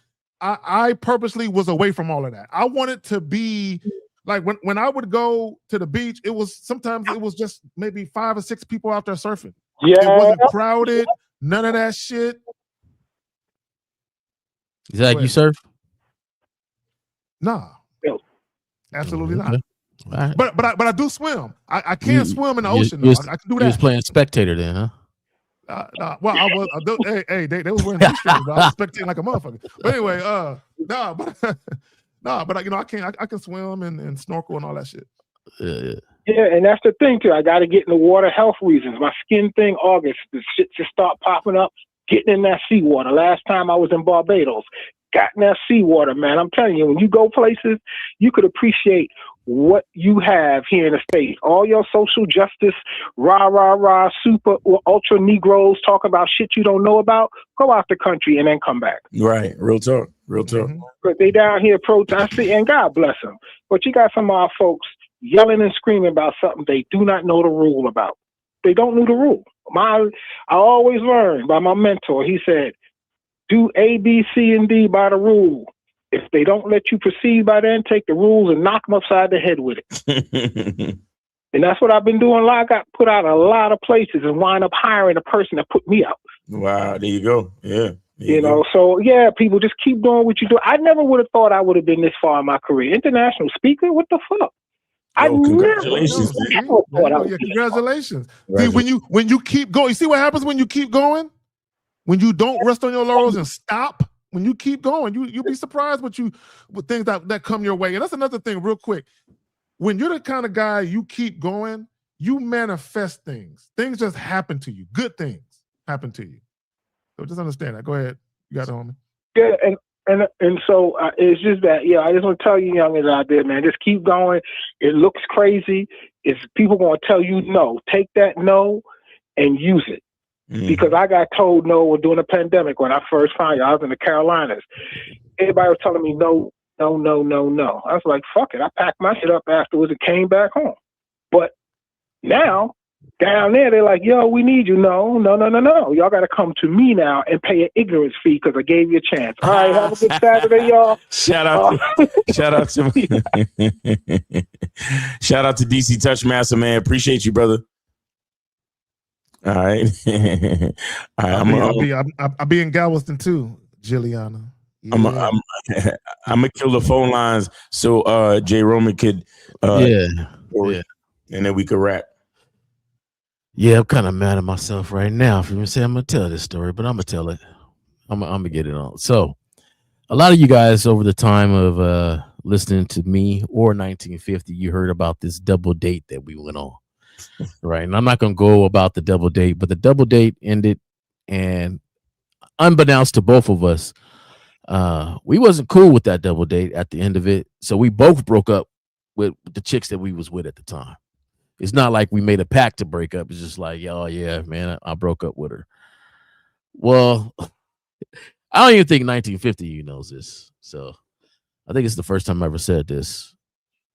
Afterwards, maybe about 2-3 weeks afterwards, I was feeling regretful for doing it. Right? I'll just be honest. I was kind of feeling regretful because this woman was the type of woman, like, yeah, when I talk about back rubs, that shit was real. Like, when I tell you the way you make you feel, she even wrote a book and had me dedicate the book to me and had me in there and all sorts of stuff. Right. So, I was And this is somebody that we known each other for a while, and we always kicked it, but we didn't make anything official till later on. So somebody that's been around and she's like, all right, cool, we can do this. You know, I wanted this, but after that date, I didn't feel cool. Right. So I ended it. Like, nah, I don't feel cool. And what's so cool about me, sometimes I do things and it's the right thing, but then later on, I talk myself out of it. Right. Out of the right thing to do. A lot of times I moved a certain way, not knowing why I moved, but 9 times out of 10, it was the right move. Like 100% of the time, it was the right move. Now that I think about it, it was the right move. So there's times where, you know, something happened. I'd be like, cut it off. Bing. And then later on, I'd be like, man, should I react to that quick? And then later on, I'd be like, yeah, dog, you should have. Good thing you did. So a lot of times I was making moves like I had game, but I didn't. It just never sat well with me what was going on. Right. And I reacted to that, you know, but as the years progressed and like, I acted right. Well, on this situation, I wrote a letter. I wrote a letter. I called her I called her and talked to her, and you know. Oh, you were sweating, you were chasing. Yeah. I called to talk to her, and you know, we were in talks, and you know, I'm telling her like, hey, look, man, you know, this is why I did what I did. You know, explained it, and you know, she showed me her viewpoint because basically I called her and broke up with her while she was in a limo with all her girlfriends at one of her friends' weddings. She was in the wedding. That's fucked up, bro. Why would you do that to that poor young woman, bro? Hey, I'm cutthroat. When it's now, it's now. If I feel it now, I don't play it myself. It's now. Let's get it done with. But it was you know, it was the right thing to do. Right. I'm not saying I did it. I might have did it the wrong way, but it's the right thing to do. But I wrote this letter later on. Right. Real heartfelt letter. I'm talking about. I put all my. Hopeless romantic. Oh man, when you rub my back and all the encouragement and all this other stuff, I'm talking about this thing was the most heartfelt letter I ever wrote to somebody. Did it work? No, it didn't work at all. Oh, it didn't work. And it shouldn't have worked. And I'm glad it didn't work, right? So now, when I tell you, when people ask the show, you know, like when they call about baddies, how bad was she? She was bad. She was bad, you know, like, you know, but that wasn't the factor. The factor was how she made me feel, right? I was into that. She had a brother feeling I could run through. She made you feel like a man. She had to feel like a man. I could run through this wall here, like the rubbing the back and so encouraging. You want to do a business? Okay, let me research this stuff for you. This is how we could do it. Like she's one of those. Like she one of those. But the thing is, she did some stuff that had me question everything, which I should have done. And this is the thing, guys, you gotta trust yourself. Sometimes you make moves, but you second guess and you don't trust yourself. But it was the right move. Yep. Now, I read this letter, and man, do you know how mad at myself I get sometimes? Like, I can't believe I proofread it, check for spelling, nigga, everything. Like no, I'm keeping it 100, right? So when I talk, people understand this ain't nothing that, you know, I lived through a lot of this stuff. This is stuff I had to learn. Yeah, like this was, you know, I spent my time in other places before I got to Manville. Right. And I learned. I failed over and over again. This is why I succeed. Right. The thing is, this is one of my failures that I took to the grave. I didn't even tell 1950 this. This is a whole new story for 1950. If you're listening, Fifth, you know, he got one. Hey, I know if he hears it, he gonna give me a phone call and be like, nigga. Right. So half my crew, you know, is gonna be like, what? I ain't never told him this. But yeah, I man. So I was so mad at this letter, right? And it didn't work. And I got a phone call, you know, and she said, like, yeah, this is when some of y'all know this part. When she said I was the most attentive boyfriend she ever had. Oh, you mentioned that before. Yeah. Right. That was a knife, dog. You know how that cut me? And it didn't make me feel good. It made me feel worse. Mm. And then and that was the waking up. That was like, God damn it, boy. What the fuck you been doing? Right? I was so mad at myself that I don't know if I cursed her out.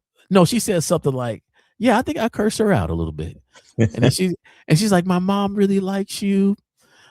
She'd be disappointed in how you're acting right now. And I was like, fuck your mama too. Oh, right? Like I was on that thing, right? Like, because, and the thing is, I wasn't mad at her. He woke up and chose violence. But go ahead, man. I wasn't mad at her, right? I was just so mad at myself. I vented like that, right? But I was so mad at myself. This letter, I will never show this letter to nobody. I don't think I even have this letter anymore. Yeah, you don't want to see that. I want to see that. This would be grave shit. I don't even think I have this letter anymore. Got it in one of those I remember I remember the perspective of this letter. I remember everything about this letter. And right now, that's one of my failures I could look at and learn from and say, oh, yeah, I grew from that. Ain't no way I'll ever be in this place again. Even the good things is emotional hostage. Yes, sir. And that's the trap sometimes, is that you can have a woman that makes you feel so fucking good. It's the good things. Right? But she can only make you feel good in places and voids that you are not feeling good in the first place. Right. So like, don't get me wrong. I've always I'm fresh. Like, I'm fresh to death. But she made me feel a certain way.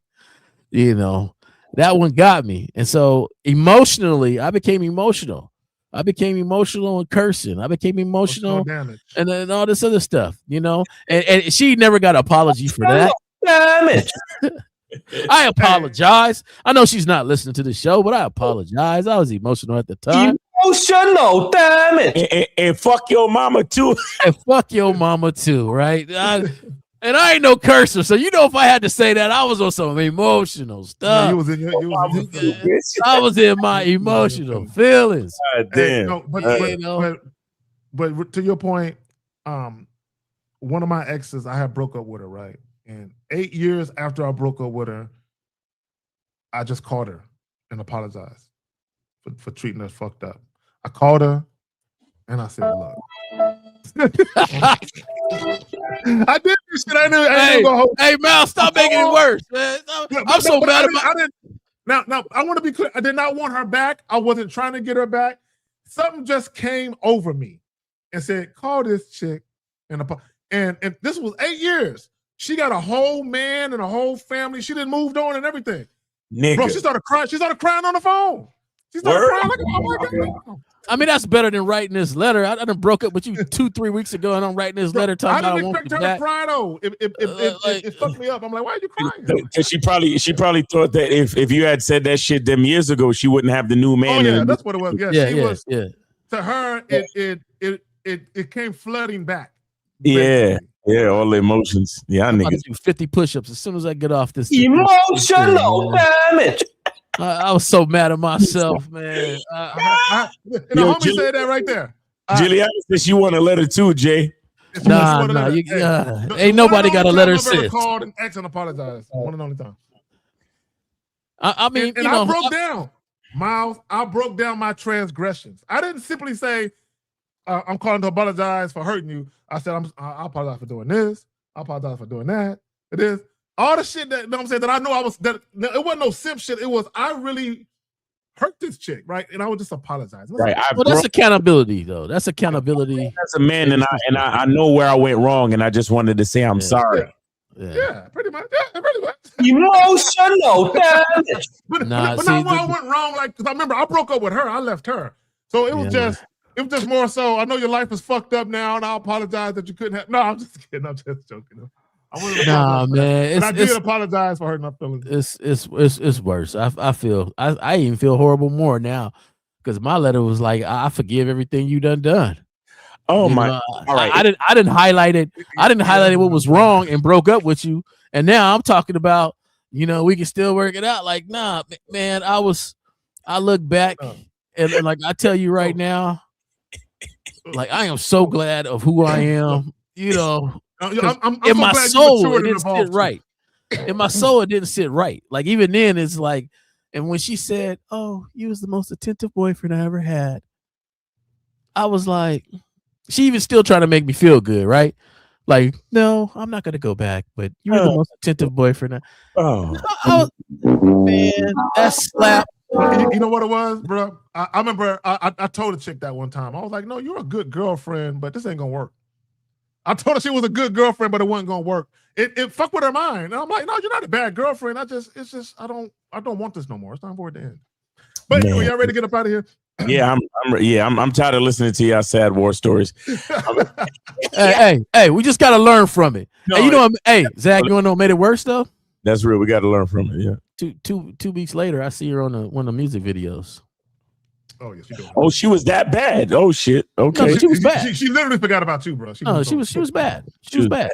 Okay, bad. It was a video vixen. But it wasn't the bad though. It wasn't the bad. It wasn't the baddie part that had me acting like that. It was the back rubs. It was the fingernails. It was the fingernails, the encouragement, all the other stuff. You know, a long time ago, baddies didn't mean what it means to me anymore. It's just I better stop listening to those women. Yeah. So yeah. Yeah. I got a moment too, but the show is over. There you go. So, all right, fella. Where can they find you? What's going on with y'all, man? CunninghamElements.com. Make sure you get your soap, guys, and shea butter season is coming back around. Make sure you get your shea butter when it comes through. And then, of course, check out my YouTube channel. I got a lot of great videos recently. And then go to shoplucario.com and get your online dating. And also check out your online dating consultation, shoplucario.com. And also check out Lucario live at 5 later on today. Make sure y'all go over to Lucario's channel. That's Mr. Lucario. Go to his channel. He's going live at 5 today. And check us tomorrow. Real Game, No Theory. Shout out to Steve the Dean, Mr. 1950, Mr. Lucario, K. Zach, and myself. We'll be there tomorrow, 12 noon Eastern time. All right. Appreciate you, Zach. Appreciate you, J. Roman. Yo, like always, I do consultations. You can connect with me, jromanway at gmail.com. That's it. That's the only way you can connect with me, consultations, and we'll go from there. Mr. 1950, we're going to collab on some things. He got some things he's been working a lot in the background that's going to be coming out. We're going to be collabing together. Like always, Zach, appreciate you for being on the show. You'll find me tomorrow at Real Game No Theory, tuning in like everybody else, enjoying the show there. So, but anyway, get out, enjoy your Saturdays, and appreciate it, Zach. Appreciate you, gentlemen. Appreciate everyone who tuned in. You could have been anywhere else, but you was fucking with us. We appreciate it. Until tomorrow, we out.